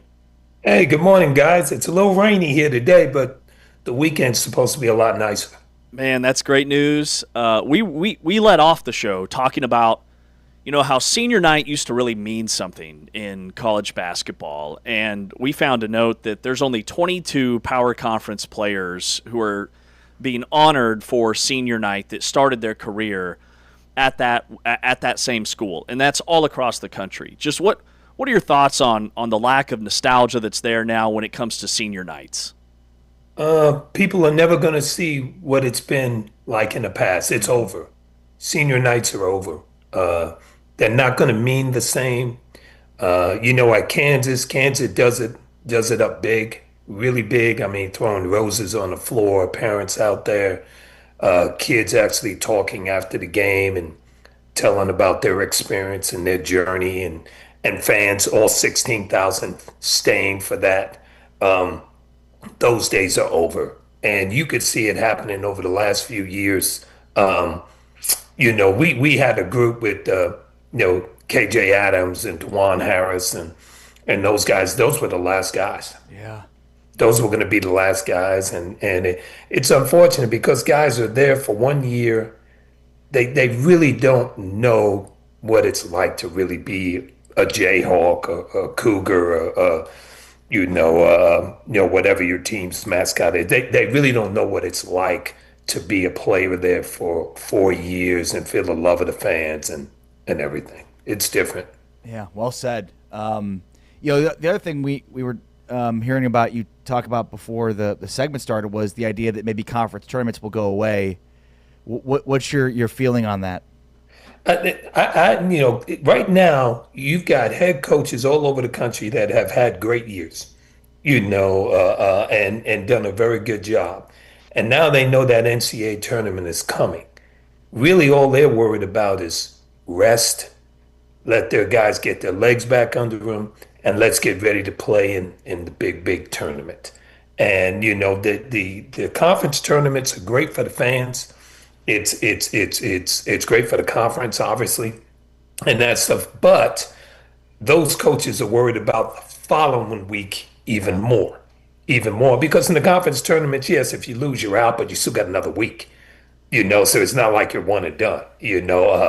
Next weekend or the following weekend, you're one and done. If you don't, and if you don't have the energy and you don't have the legs, if God forbid somebody gets hurt in the conference tournament, we had this a couple of years ago when Coach was ill a little bit and was out, and we had made it. We were the number 1 overall seed. And we made it to the championship game against Texas. We had to beat West Virginia, and then we beat Iowa State, and then we played Texas in the championship. And in that game, we didn't have Kevin McCullers. Grady Dick sprained his ankle. That wasn't bad, but it was like, sit him. We're not playing him. We're not going to let him stay out there and play. And that stuff. So then you were shorthanded. Take nothing away from Texas; they played great, but those things can happen. And then the following week to have your name called, which is awesome, and you finish up on that Saturday night. All of a sudden, you're playing on Thursday, and that's now. So you got to travel. You got to get out there by Tuesday. All that type of stuff. It's not a whole lot of rest for you guys. Yeah. It's not a whole lot of rest, so it makes it tough. I'd love to see if that's the path we're headed down or the road we're headed down. I'd love to see these conference tournaments almost become like bracket busters used to be, where you have maybe these teams, like 8 teams participating for each conference, which would be basically half of the field, but the teams that really need those wins for their NCAA tournament hopes. I think they could do something like that. I do think I've heard this. On the flip side of that, I've heard people talk about, why don't you make a preseason tournament? So bring all the teams to one spot and have a preseason tournament to see where your teams are and that type of stuff. I've also heard that way of doing it too. So That's probably above my pay grade on what they're gonna do. But I do think at the end of the year, you're so worried about your team being worn out and everything that you want to make sure you're as healthy as possible going into that big dance. Yeah, well said. Okay, let's talk about, some of these games, and I want to first get your opinion on Kansas. The Jayhawks lost at Arizona State, but the minutes thing for Darren Peterson has become less and less of a story.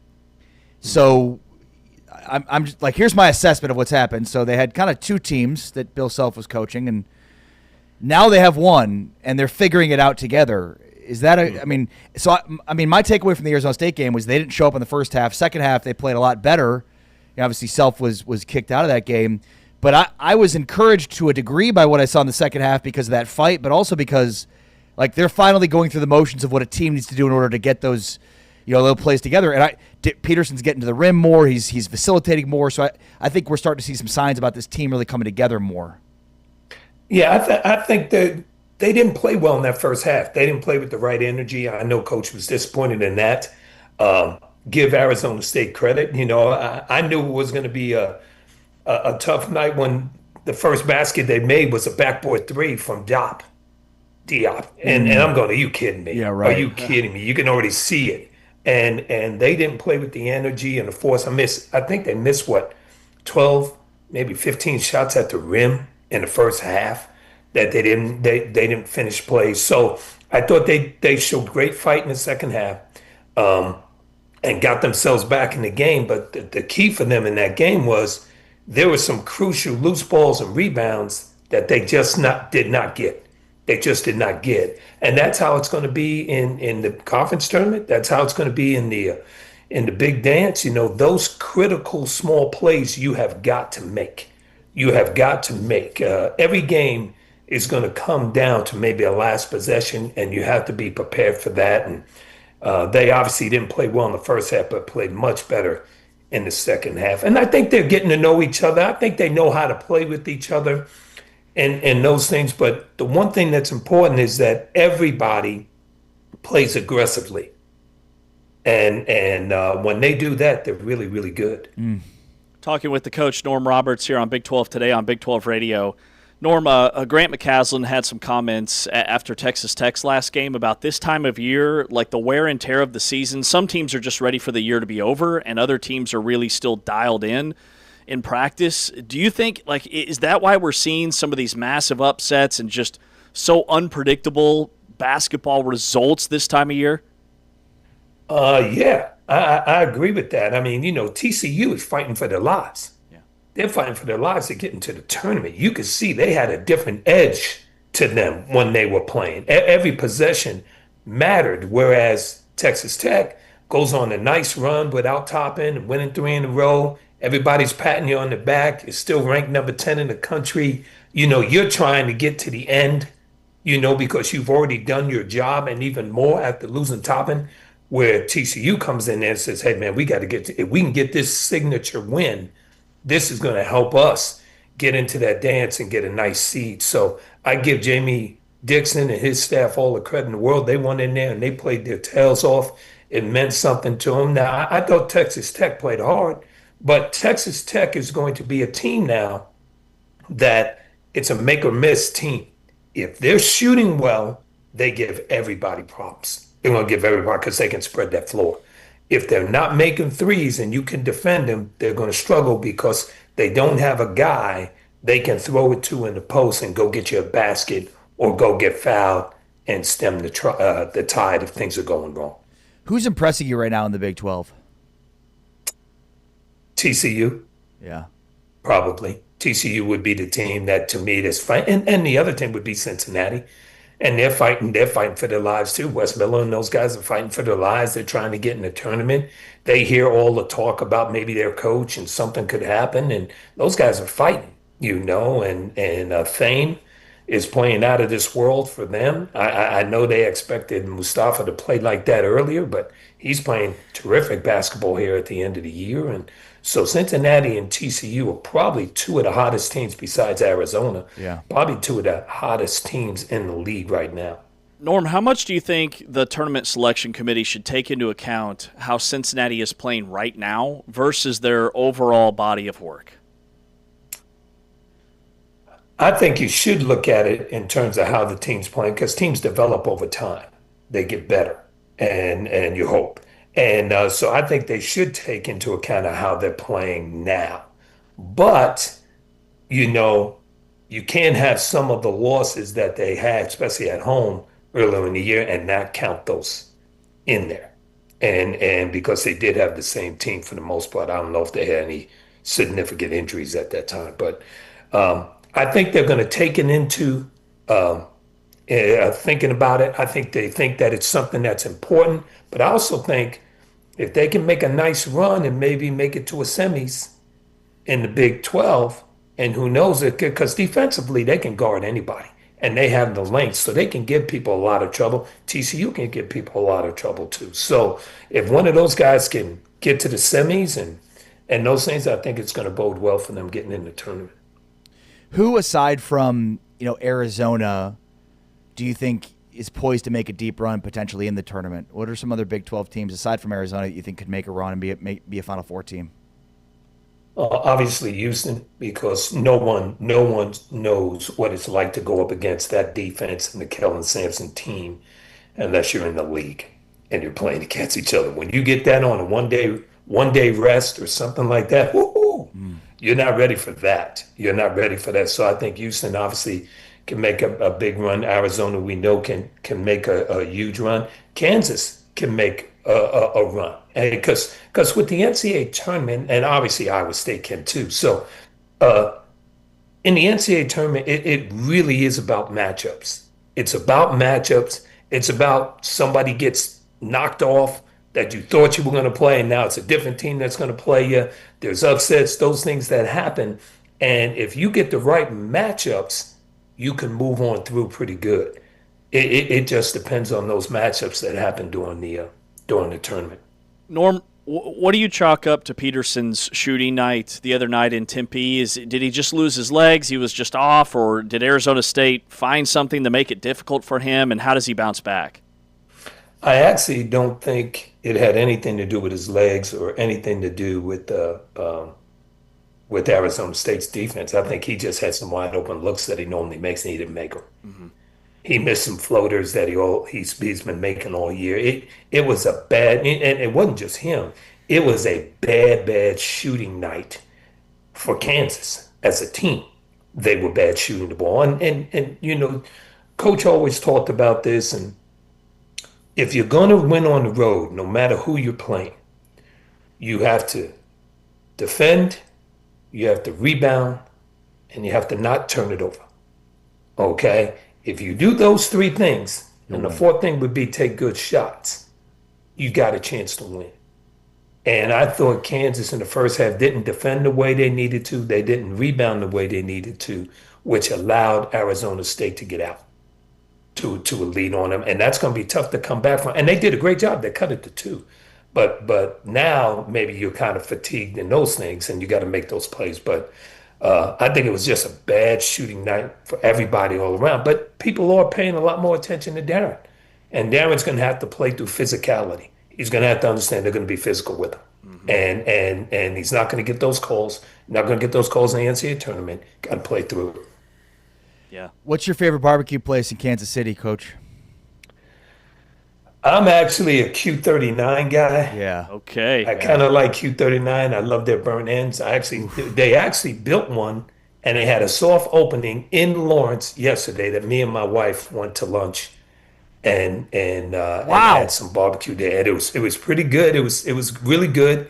I think it's going to be really good for Lawrence because they didn't really have a big time barbecue place in Lawrence, and I'm giving them a promo right now. And believe me, after we had lunch, I was sleeping about 30 minutes, so that's when you know it's good. And it's the same. I mean, food quality, it's the same. It's the same deal. Yes. Food quality is the same. We may have to make a trip to Lawrence. We've been going to the Q39 KC, and every year I go to KC, I'm like, we should go to Lawrence, and we never do. This will give us a good reason to go to Lawrence. That's big time. That's a game changer. Yeah, it's going to be nice. It'll be good. Yeah. All right, Coach. Thanks for your time. Can't wait to see you next week up in KC. Look forward to seeing you guys. Have a great day. Take care, Coach. That's the coach, Norm Roberts, here on Big 12 Today on Big 12 Radio. You still have never been, right? To what? Q39? I've never been to Q39. Oh, we went to, I forget. Come on. Dozens of times. That's T-Chains. Oh, T-Chains. I have not make it. Q39. I couldn't remember because you never do anything socially with us. 1,000 times. You're 1,000 times. You're always against hanging out with Come us on. socially. I was there first month it opened. At Big 12 Media Days in Kansas City, James and I were going to share an Uber, and he's poof, As gone. long as I'm in bed by 9 p.m. Okay, we've got a lot happening. All right. James, you want to take an Uber? Poof. Oh, okay. We'll see you at the airport then. Chatty Cathy over here. I don't have time for that. All right, coming up next, it's our Modelo Spring Road Trip. Okay, we are touring Big 12 country. We go down to Houston. Houston finished 4th in the Big 12 last year. You'll hear from head coach Willie Fritz as we talk with him. Coming up in about 20 minutes, we break down the Cougars. Next on Big 12 Today, brought to you by Modelo, exclusively on TuneIn and Big 12 Studios. With state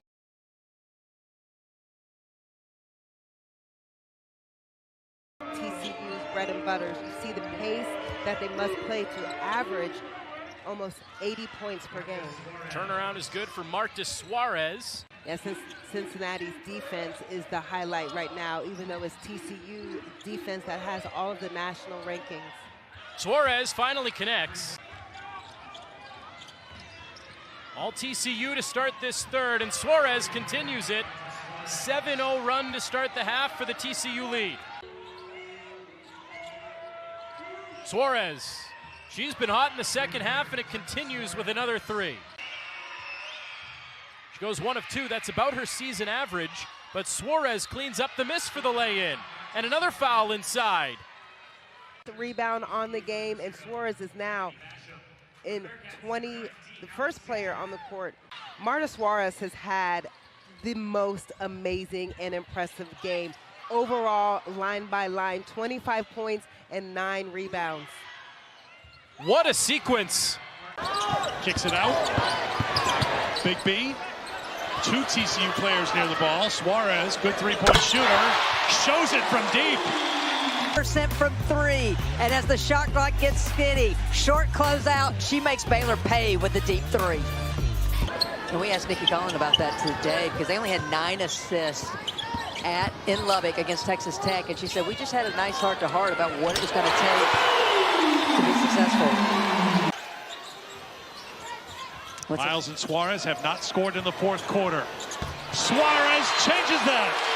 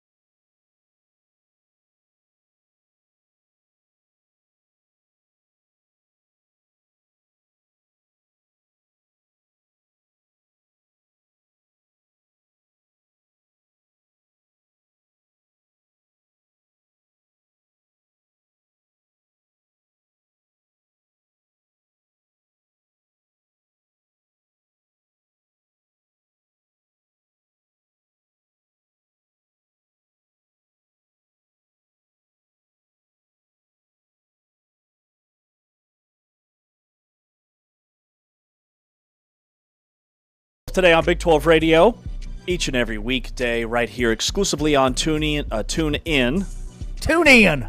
That was a first timer. We're on Tune In. Right here on Tune In and Big 12 Studios. I'm embarrassed. It's a 10. I'm embarrassed by that. Your twang coming out, buddy. I don't know what happened there. Simple James. Well, Modelo, who were brought to you by rule number 31, off season doesn't mean off. It means research. That's what we do. He's Ari Timken. I'm James Westling. Today we break down the Houston Cougars. Willie Fritz here in about 15 minutes. By the way, I'm sweating more than a fat kid in corduroy. It is hot in here. Yeah, I mean, so... How are you feeling? So I'm okay. I don't know that I'd go as far to say a heavy-set child in corduroys. But... I knew you'd find that offensive. Yeah, no, I don't find it offensive. However, you never know who's watching or listening that might find it offensive. It's fine. I personally thought it was hilarious. Okay, great. And would defend you to the death. Thank you.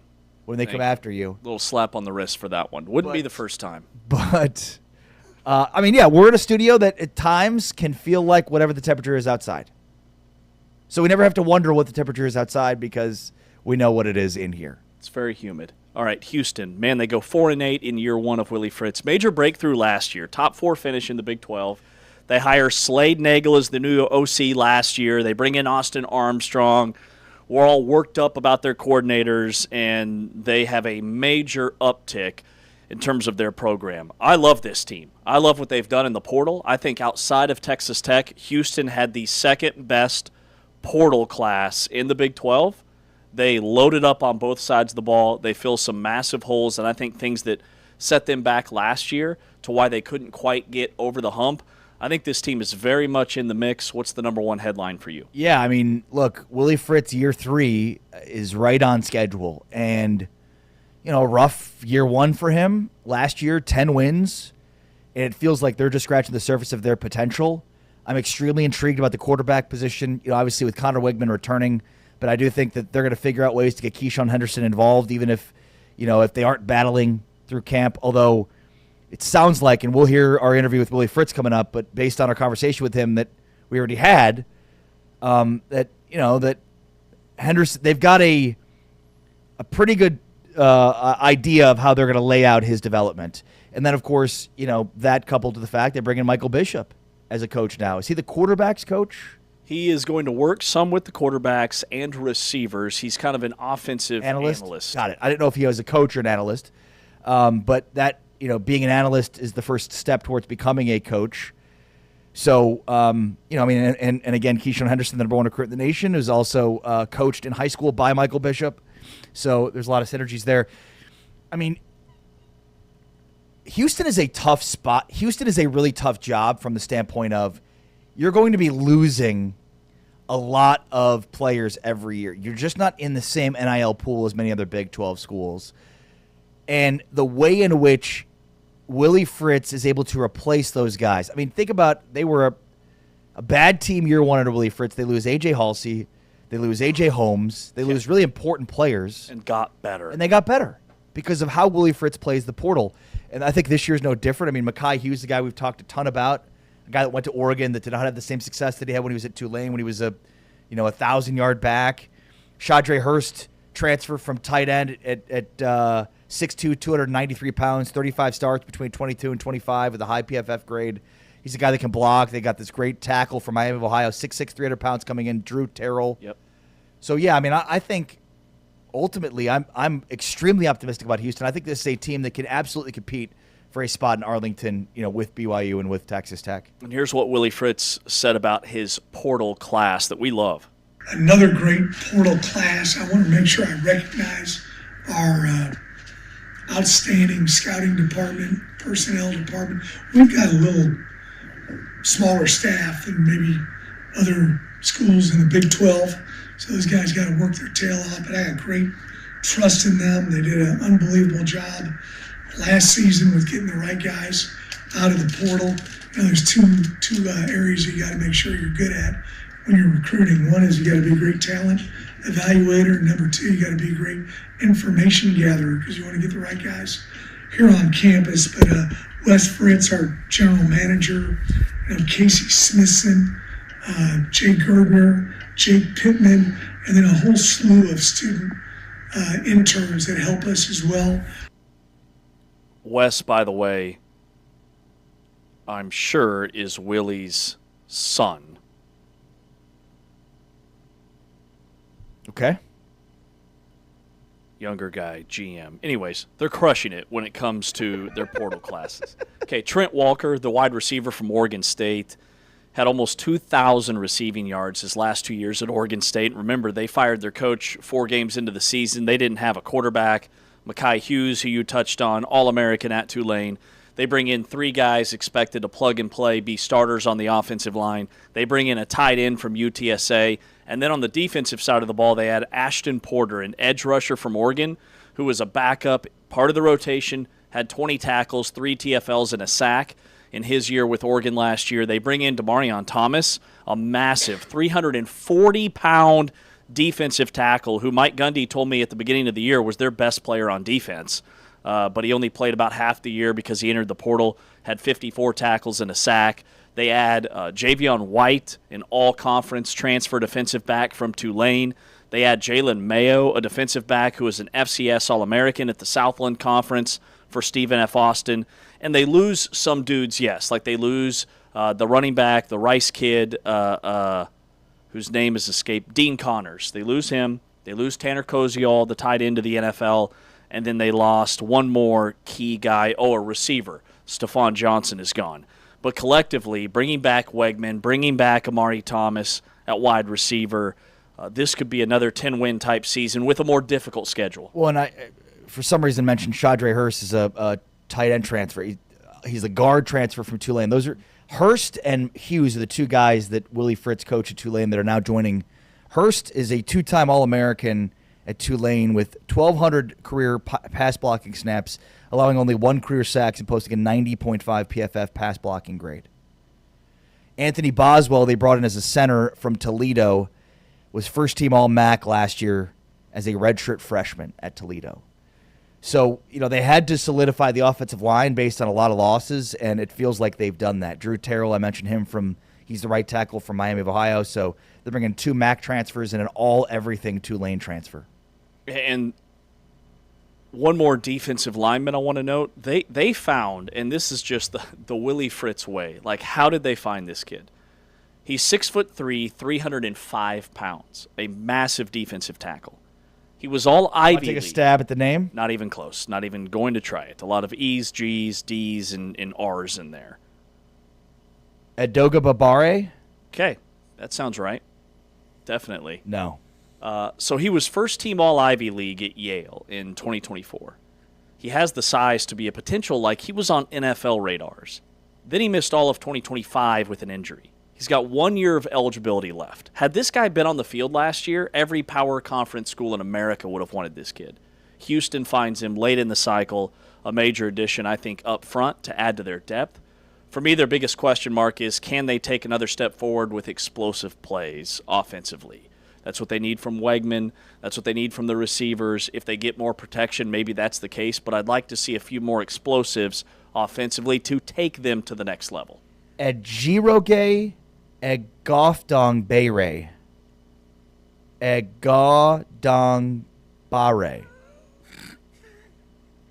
Rolls right off the top. He's a pro. You're a pro. You haven't even tried it. You're a pro. You haven't even tried it. I haven't seen it phonetically. I give us a 2% chance to call his name correctly once over the course of the next year. Did you find the phonetic version? Uh-huh. I just gave it to you. Egodog Bare. Egodog Bare. Egodog Bare. Go dog. Got it. Egodog Bare. We got this. Egodog Bare. We got this. We've got it. All right, so Amari Thomas is back. Wegman's back. They think a Big 12 title appearance could be a realistic ceiling. I do too. The offensive line, Sports Illustrated seems to think is their biggest question mark, but man, I look at that group as now a strength when they bring in guys that have a ton of career snaps and were all league at MAC schools and other G5 conferences. Yeah. No, I mean, look, but it's a question mark because it's almost an entirely new offensive line. I want to say 4 of the 5 are going to be new. So that's why it's a question mark. But they added, to me, the right kind of talent, guys that have played, that have the snaps, that have the chops, that have proven it, that they can do it. So I agree with you. I think it is going to be a major strength. Look, every year Houston's gotten better under Willie Fritz. There's no reason to expect this shouldn't be the same in terms of following the pattern of getting better. I think what they've added in the portal, this was a team that showed up a ton when we did our top 5 newcomer series. Mekhi Hughes was on our list for running backs. I think they had 2 offensive linemen on our list for offensive line, defensive backs. So one thing with the offensive line, just little things that I look for. So they bring back 2 starters from last year's team, but to your point, only one of those guys is projected to start again this year. So now one of those guys becomes a rotational piece, which tells me they've got more depth up front protecting the quarterback. Their schedule, non-conference, they play Oregon State at home, Southern, and at Georgia Southern. But in Big 12 play, they have to play at Texas Tech, they have to play at Kansas State, they play at Utah, they play at West Virginia. Last year they ran the table in the Big 12 in conference road games. This year that's going to be incredibly difficult with the schedule that they have. So tell me the road games again. At Texas Tech, at Kansas State, they play at Utah, they play at Colorado, and at West Virginia. The schedule flips this year where they play 5 on the road. Yeah, I mean that's a tough schedule, and it's funny because as we talk through some of these teams in spring, of course we're looking for holes and how the roster is going to look, but I think once we get closer to the season, we'll start to really factor in schedule, which will play a role in who we think could win the conference. I mean, TCU last year we thought was going to be pretty good, but would not win the conference because of their schedule. And, I mean, that is exactly what happened, right? Yes, that is exactly what happened. All right, coming up next, Willie Fritz, the head coach of the Houston Cougars football team. He'll join us part of our Modelo Spring Road Trip touring Big 12 country, highlighting the Houston Cougars today. Coach Willie Fritz after this timeout. He's Ari, I'm James. This is Big 12 Radio.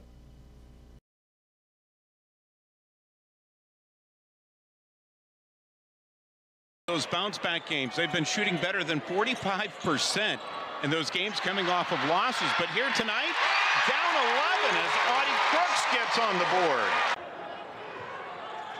Both obviously love to shoot it. Crooks gets it low, avoids a triple team, and gets the bucket.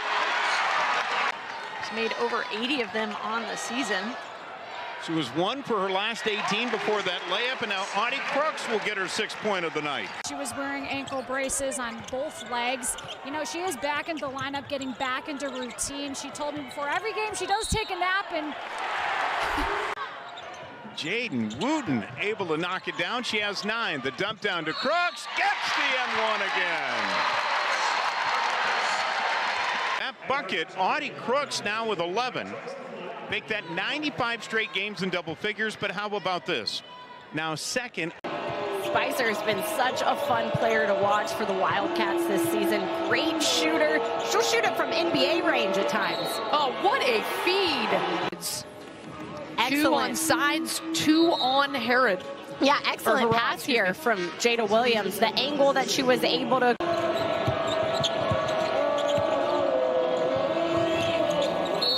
Inside, Audie Crooks, too strong. The weak side guard rotates over. Oh, no. Shot selection and playing the possession battle going to be key down the stretch of this game. Oh, Audie Crooks, if you let her catch it,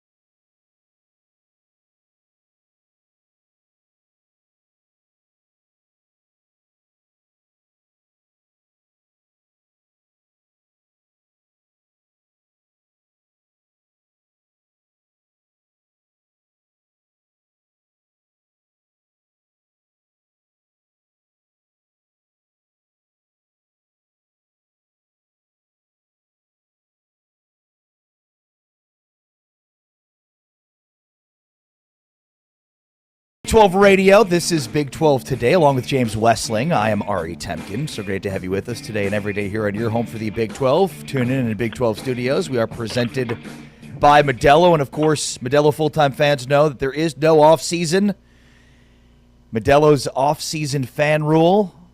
Modelo's off-season optimism is mandatory. All right, let's talk with Willie Fritz, a team that we are extremely optimistic about heading into the 2026 football season and spring football. Houston football coach Willie Fritz joining us here on Big 12 Radio. Coach, great to talk to you this morning. How are you? I'm good. How y'all doing? We're doing very well. Man, you know, we started to do some football previews, and we dug into, you know, your roster and what you did in the portal, and you know, it's you brought in a lot of impactful players, guys that you coached at Tulane. You know, Mekhi Hughes is certainly a name that stands out. Tell us a little bit about Mekhi Hughes, a guy that you've coached before and, you know, has been an elite rusher for you. You know, it's kind of interesting. When I was at Tulane, they had Hurricane Ida, and so the whole team, all the athletic teams, we all went to Birmingham. Got out of New Orleans just in time. Brought all our dogs, cats, all that stuff. I think it was 61 dogs that came with us. Wow. We stayed at a hotel there, and that's where Mekhi's from. So he would come over all the time, you know, and watch us play and practice, and got to know him real well. And we took a chance on him because we saw what a great kid he was. You know, and they had, you know, a couple of fabulous years there at Tulane, and went to Oregon, and you know, wanted to, you know, get someplace where he had an opportunity to be the featured guy, and you know, he gave us a holler after he got in the portal, and we were fortunate enough to take him. It's always good when you take somebody that you know a lot about, you know, and you know the person, the family, all those kind of things, and we're excited to see everything that Mekhi's going to do this year. Coach, you also added Michael Bishop to your staff, former K-State legend quarterback that you coached at Blinn. What is his role going to be, and just what does he bring to the Houston program? Well, you know, I've known Michael a long time, obviously. And, you know, I actually, you know, a long time ago story, I was coaching it and teaching at Willis. I was coaching varsity football and teaching elementary PE. He happened to be one of my students way back then, and then I ended up recruiting him, and he came and played for me at Blinn. But, you know, he did a great job as a head coach at Legacy Sports Academy, and he's going to be working with our wide receivers, and he also knows everybody in the city of Houston, which is always important when you send a guy on the road recruiting. So very excited to have Michael. I got a bunch of guys in my staff that I've either coached someplace else, or they played for me someplace else, coached for me someplace else. Got a bunch of those guys on staff. Michael's one of them. Yeah, what an amazing story to think you were his teacher and coach in high school, then in college, and now he's going to coach with you at Houston. What an amazing story, and obviously a legend in the Big 12. The Big 12 has two legendary K-State quarterbacks now as coaches with Colin Clyde and Michael Bishop. But I want to ask you about that quarterback room, because you've got a very, very interesting quarterback room, don't you, Coach? Yeah, we do. Really excited about Connor Wigman coming back for his senior year. This is the first time, I think, in the last 3 or 4 years he's been able to go into an off season. He's been fully healthy. So I've seen, you know, big-time gains from him, speed, strength, all those kind of different things. And then he obviously understands the offense inside and out. He's a really smart football player. We had a Keyshawn Henderson, number 1 player in the nation. This last year, all positions. And he's graduated early. He's here right now. Same thing with him. He's, you know, we eat pretty good here, and he's up to 197 pounds. Wow. I think he's put on 10 pounds just in the short amount of time that he's been here. And then we also picked up another quarterback from Syracuse. He's a Texas kid from Dallas Christian, Luke Carney. And, you know, he's got great athletic ability. All these guys are fast and are all dual threat quarterbacks. So Sean Bell, our quarterback coach, and then, you know, Slade Nagel, our offensive coordinator. They're excited about seeing all the possibilities of these guys. You know, I'm curious, obviously, about Keyshawn because you have the experience, you know, with Connor. But when you have a talent like Keyshawn, and you've obviously coached and been around for so long, you know, what is your approach to the development of quarterbacks? How has that changed? And is Keyshawn sort of different because he's the number one player in the nation in terms of what you've seen from developing quarterbacks over your time as a coach? Well, I think it's a perfect situation for him. You know, or sometimes you see these guys get thrown in the fire, and you know, he's going to have an opportunity to develop and be the great quarterback that we think he's going to be. So he's just learning every day. You know, college game is, you know, football's become very complicated. There's a lot of stuff to, particularly with the quarterback. You know, not only do they got to know what they're doing, they got to know what the receivers are doing, the backs are doing. They got to be able to understand protections at the offensive line, and so you know, luckily he's a really smart young man and is getting a handle on all this stuff. So I think he's in a perfect situation, you know, with how we're going to develop him. Talking with Houston coach Willie Fritz here on Big 12 Today on Big 12 Radio. Coach, looking at, you know, you mentioned the offensive line there. You guys loaded up on the offensive line in the portal with a bunch of guys that have experience. They were starters at their last stop. I know that you bring in Shadray Hurst from Tulane, who you're obviously very familiar with, but just talk about that group, and was that your kind of number one area of emphasis during the cycle, was to beef up that offensive line? Yeah, it certainly was. We played much better in the offensive line last year than year one, and I think that contributed to, you know, our win total. Shadray, you know, he's a great player. I know a lot about him, obviously. Great strength. He's probably the strongest kid on our team. He's, you know, close to 500-pound bench presser and over 600-pound squatter. But better than that, he can move. He's really quick and great feet and tough, tenacious competitor. And then Anthony Boswell is a center that started and came to us from Toledo. Got great feet. You know, really accurate snapper. You know, just very excited about Anthony and you know, the last new guy that we brought in, you know, that's upperclassman is Drew Terrell. Drew came to us from Miami of Ohio, playing right tackle. Big guy, 6'4", 6'5", you know, 295, 300 pounds, great feet. You know, that's one of the areas that, you know, if you get all these skill guys, it's great to have all of them, but better have a real good offensive line so those guys can show you exactly what they can do. And we're very excited about adding those three guys. You know, it's incredible what you're able to do. I'm curious from a coaching perspective, a leadership perspective. You know, with you lose your defensive coordinator going into last year, your defense does not take a step back. You certainly lose some of your top end defensive personnel, along with your DC. Don't take a step back at all. You know, as a coach that's had to replace assistants and players certainly too, what is your approach, your mentality there? And I'm assuming from a leadership perspective, you're just constantly figuring out, okay, if I lose this guy, I think I like this guy to step into that role. I mean, are you constantly kind of looking at the potential of the shuffle? Well, you're hoping you can elevate somebody from within staff, and sometimes you're able to. Sometimes you need to find a guy from outside, and luckily I've been in this game for a couple years, and I know a lot of people. And yeah, you know, the main thing you want to do is make sure you find someone who's going to fit in with how you do things. You're going to treat the young men the right way, and not only a great coach but a great person. And you know, we found that with the guys that we've replaced guys who've moved on from our program. So, you know, Austin Armstrong, for example, I had never worked with Austin before, knew him a little bit, but he worked for a good friend of mine, a guy named Will Hall, who's now the head coach at Tulane. He said great things about Austin.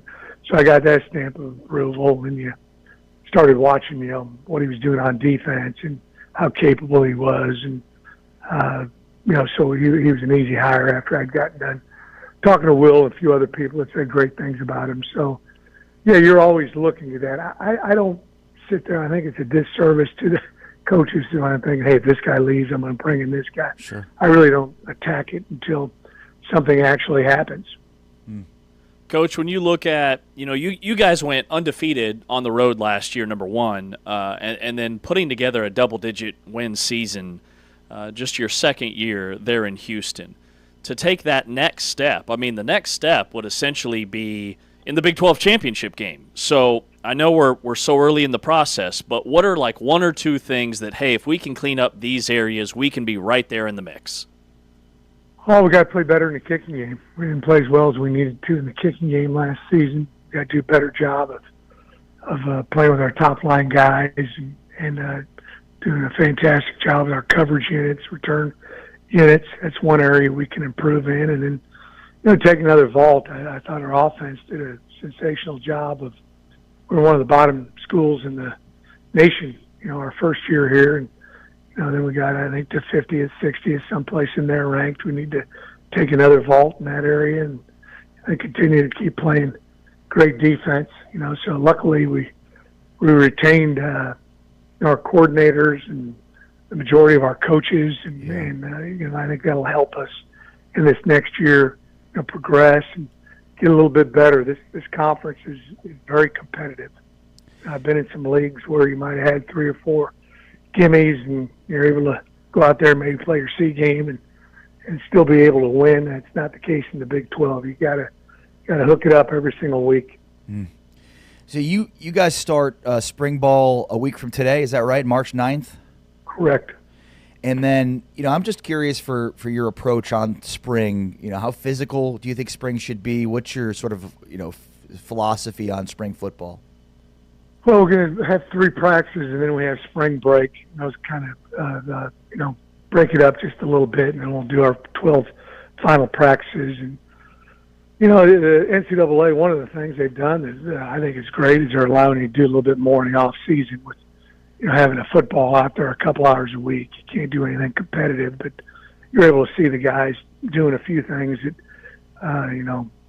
5 years ago you wouldn't have been able to look at and see. So, there's a lot of things that you're doing, but like I tell our coaches, our number one goal coming out of spring football is have everybody healthy, be able to, lift and train during the summer like we want them to lift and train and be ready for August camp. We'll report on August the 4th. So it's very, very important to keep these guys healthy, and that's a big thing that we're wanting to do here at University of Houston. We want them to get to that first ball game when we're playing Oregon State. Coach, I know you're so locked into your program, but there's a lot of kind of polarizing topics right now surrounding college football as a whole. And I'd say at the top of the list right now is the calendar. So I want to get your thoughts on the college football calendar and the proposal of maybe moving up the season so everybody just starts on the same week. And what are your thoughts on the national championship game being so late in the month of January? Just your take on how we fix the calendar. I've heard a lot of different ideas, and to be honest with you, I kind of stay out of a lot of it. They're going to make these decisions here regardless of what Willie Fritz thinks. But, I got a lot of confidence in Craig Pohl, our, president, executive director, or whatever you want to call him, of the American Football Coaches Association. I tell Craig this all the time. He works on this year-round, 24/7. You can call him anytime. He picks up the phone, and I hope we, look towards him for guidance on what we're going to do with the calendar. I do think we need to shuffle some things around. I know TV drives a lot of this, but we need to make sure that we've got a good calendar and we know when we're coming in, and what we're doing now, might have worked, 10, 15, 20 years ago, but everything's a little bit different now. So, I think we something that people ought to look at is, holler at Craig and see exactly what his plans are, because I know he has been looking at this inside and out. Coach Willie Fritz of the Houston Cougars joining us as a sort of a spring preview. What a great offseason it's been. We're really high on your team. Can't wait to see what they look like. Enjoy the spring, and we'll talk to you again soon, Coach. Thank you so much. Hey, thanks for having me on. Go Cougs. Appreciate you, Willie Fritz, joining us here on Big 12 Radio, along with James Westling. I'm Ari Temkin. And, yeah, I mean, when I think back on our series talking about the top 5 newcomers at each position, you know, you could certainly look at it as a negative that Houston needed to add a bunch of players, especially in the offensive line, but they showed up on a lot of these lists. A lot of experience, particularly along that offensive line.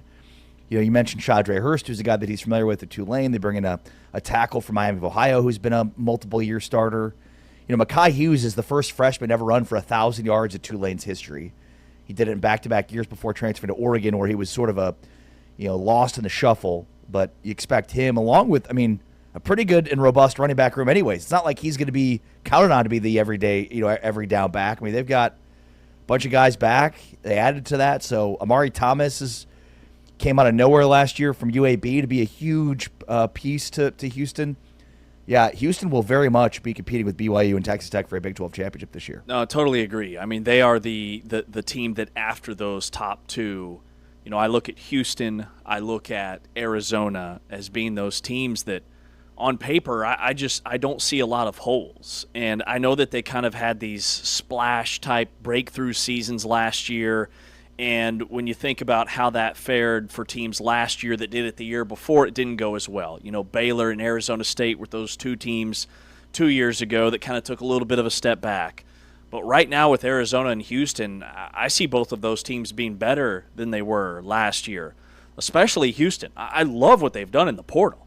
To bring in 3 plug-and-play starters on the offensive line that were all-league guys at their previous stops, that were All-American type guys in the case of Shadre Hurst, who looked like he could go toe-to-toe with guys that are going to be in the NFL when he stacked up against Ole Miss in the college football playoff at Tulane last year. And then with Wegman and Henderson pushing him, the running back room is loaded.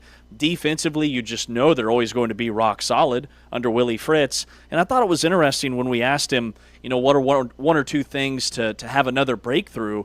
I thought he'd go offensive line or more turnovers. He goes right to the kicking game, which tells you just how detail-oriented Willie Fritz is and why he's one of the most underrated and best coaches in this sport. Well said. All right, our spring preview series will start tomorrow. Mañana. So we will start our spring preview series tomorrow, taking a deep dive into each of these Big 12 teams over the next 2 weeks, 2+ weeks. To give you the latest. We'll talk with each coach, including Willie Fritz, Kalani Sitake, Joey McGuire, all of the coaches across the Big 12 as we talk spring football here in our continuing off-season coverage, because the off-season never sleeps. Remember, there's no off in off-season. It's just research. It's just research, and it is mandatory. And spoiler alert, we've already talked with a couple of these coaches in pre-recorded sessions, and I made the mistake of telling my dad that we spoke with K-State coach Colin Klein. And I get a text every day, when is the Colin Klein interview going to air? Just tells you how pumped up these fans are. Well, it shows you how committed you are to the show. You didn't even pre-send him the interview. I might have. No. Yeah, no. No. You'll wait like everybody else. You're going to wait, and you're going to watch. You're going to watch. You've got to watch the whole 3 hours. I'm not going to tell you when the interview is going to be. You got to find it. Just got to watch every day, all 3 hours. Yes. Find those nuggets. Dedicated fans, our favorite. You're right. All right, Big 12 today, Big 12 Radio. Let's take a deeper dive into what we saw this weekend in Big 12 hoops, plus talk a little bracketology. It's all on the way next. This is Big 12 Today on Big 12 Radio. We are presented by Modelo, heard on TuneIn, watched on Big 12 Studios.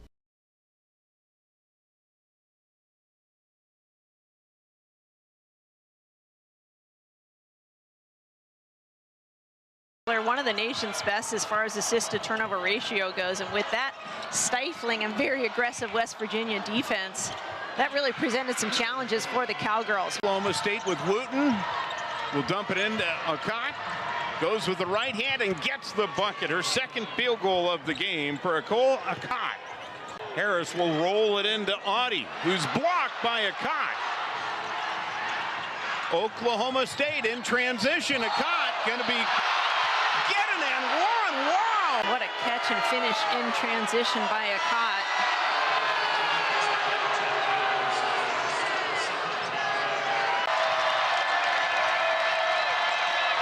Whiting inside the paint finds a Cott who will get the basket at the horn. Again at 60 apiece as you're watching Big 12 basketball here on ESPN+. Casey Roy says we play small, but we're even. The depth is what makes our shooting so strong. We're confident to take those threes. She said when we don't, bad things happen, but another layup for Kansas. Jaden Wooten in the game, bringing the energy that Roy said they need and already finding a caught.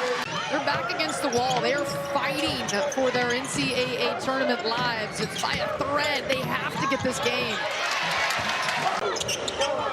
Ball in Cott's hands. Match up against Williams. Williams pressing hard. But moves all around. A pull-up shot finds out a way to beat Reagan Williams. Scuffled on contact, but a Cott right here. Williams moving her feet, cuts her off once, cuts her off twice. Third time.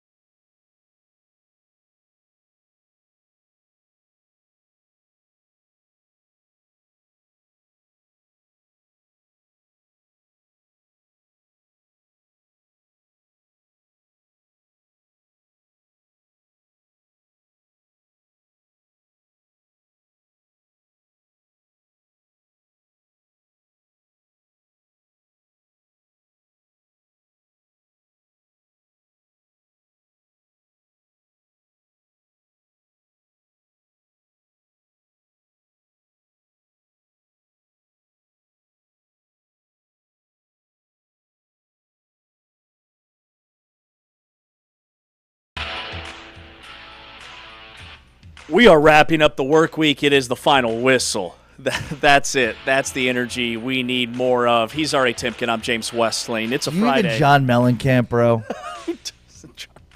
Pride of Bloomington, Indiana, Mr. John Mellencamp. The Big 12 is Mellencamping all over the floor because, as promised, quarterfinal action, which starts in like an hour and 10 minutes, the women's basketball tournament, the court is going to look completely different. And this is in line with what Brett Yormark told us when we visited it with him about the court. He specifically said, that they will adjust the court design over the course of the tournament. We're going to see that for the quarterfinals.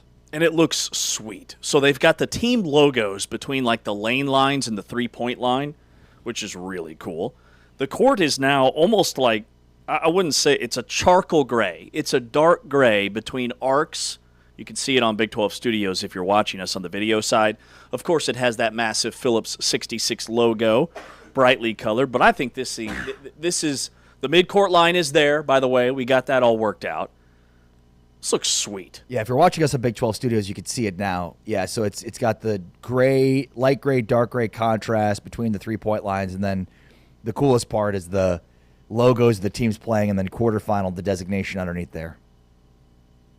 Man, cannot wait to see what they roll out for the men's tournament, which starts next week. We'll be there in Kansas City live courtside on the ASB glass floor for our shows Thursday and Friday. Then we'll have an hour-long preview for the Big 12 Championship on the men's side, powered by Modelo. I want one of these glass floors in my house. I want to list my property on Airbnb as a luxury experience. It has a glass floor. You are all obsessed with the glass floor. I'm all about it. I mean, look, it is extremely cool, and to your point, like to see like real world potential applications of it. I've always said we don't have enough screens in our world.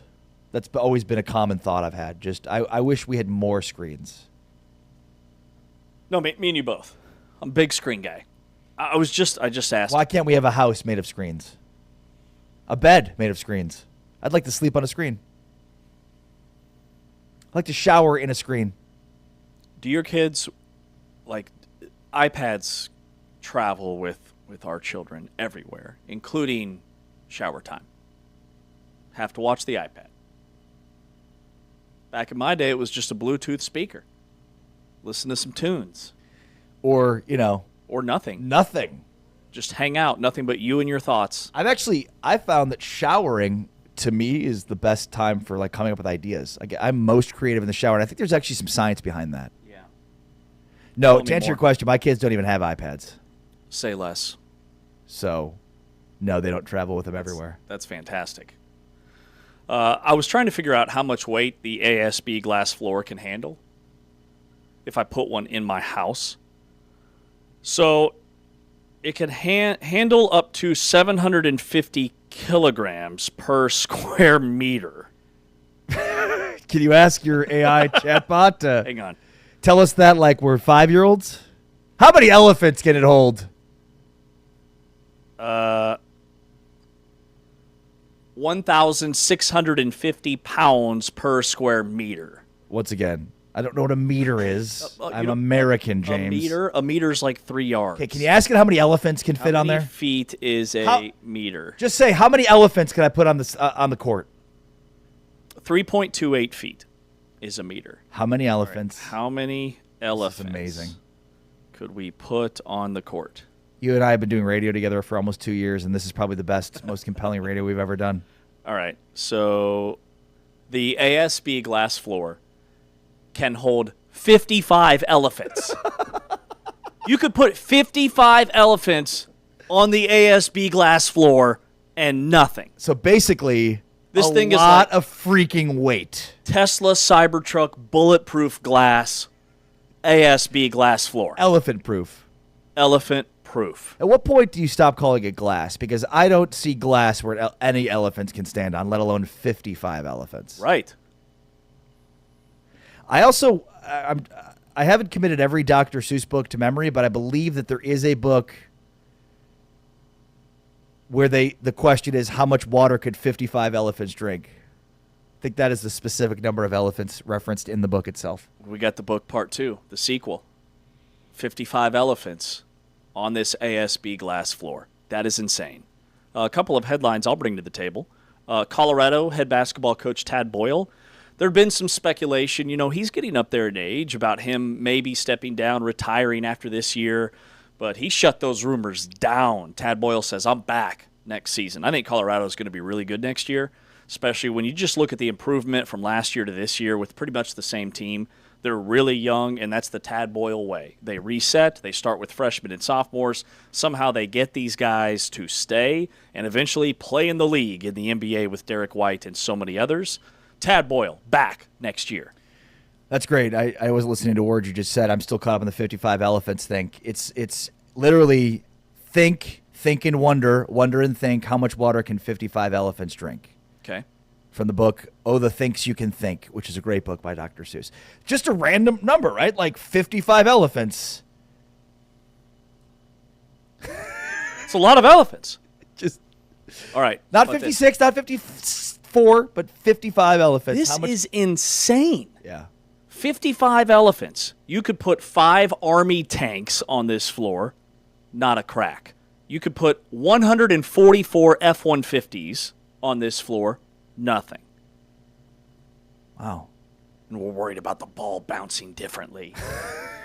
Like, this is nuts. What kind of glass is this? Yeah, it's like a crazy cyberglass. 24 school buses.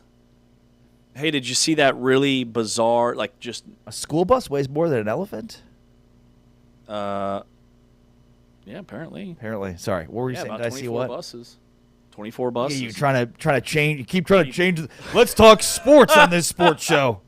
Fine, go ahead. Yeah. Well, what do you want to talk about? I was going to ask you about this insane finish in this Iowa high school girls basketball game. Yes. You've been talking about all morning. Who doesn't sit Every up late? break. Why didn't they just call a timeout? Yeah. So set this up here. It was 42-38 with like 5 seconds left and no timeouts for either team. And the clock in Iowa high school basketball doesn't stop. Mm-hmm.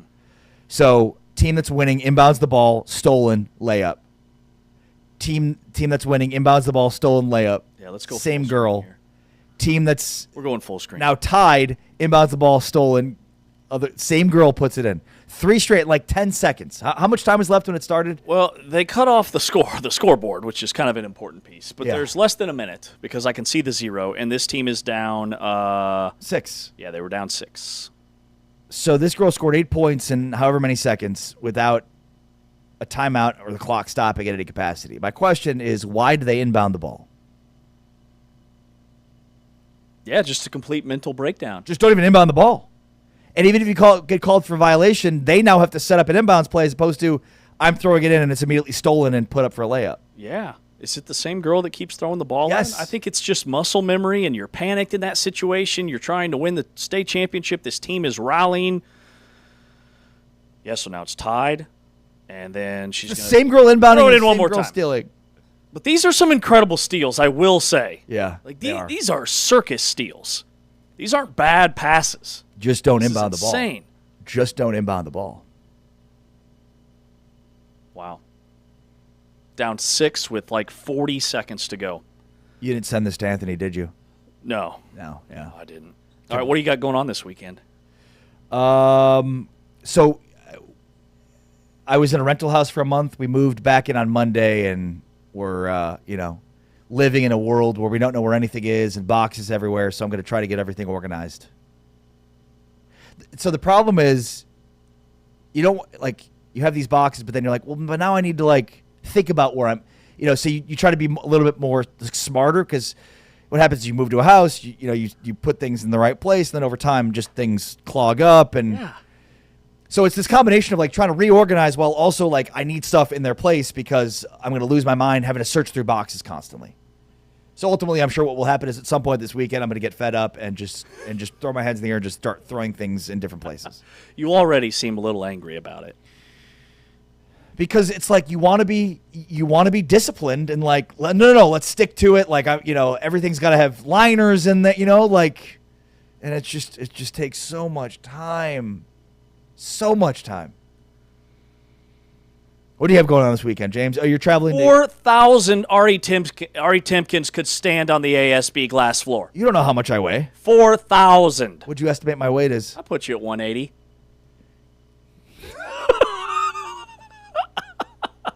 What? Over or under? It's pretty close. This is my favorite part of the show. 4,000 Ari Timkins could stand on the ASB glass floor. All right, that's going to do it for us. This is the final whistle. We'll be back on Monday for Big 12 Today, 8A to 11A Eastern Time. We're in KC next week for the men's basketball tournament. A full recap of all the happenings over the weekend in the Big 12 Conference coming up on Monday, and we'll continue our spring football tour with T-Chains. Who we got? We don't know yet. Okay, we're going to wrap it up. He's Ari Timken. I'm James Westling. For now, we're out of here. Peace.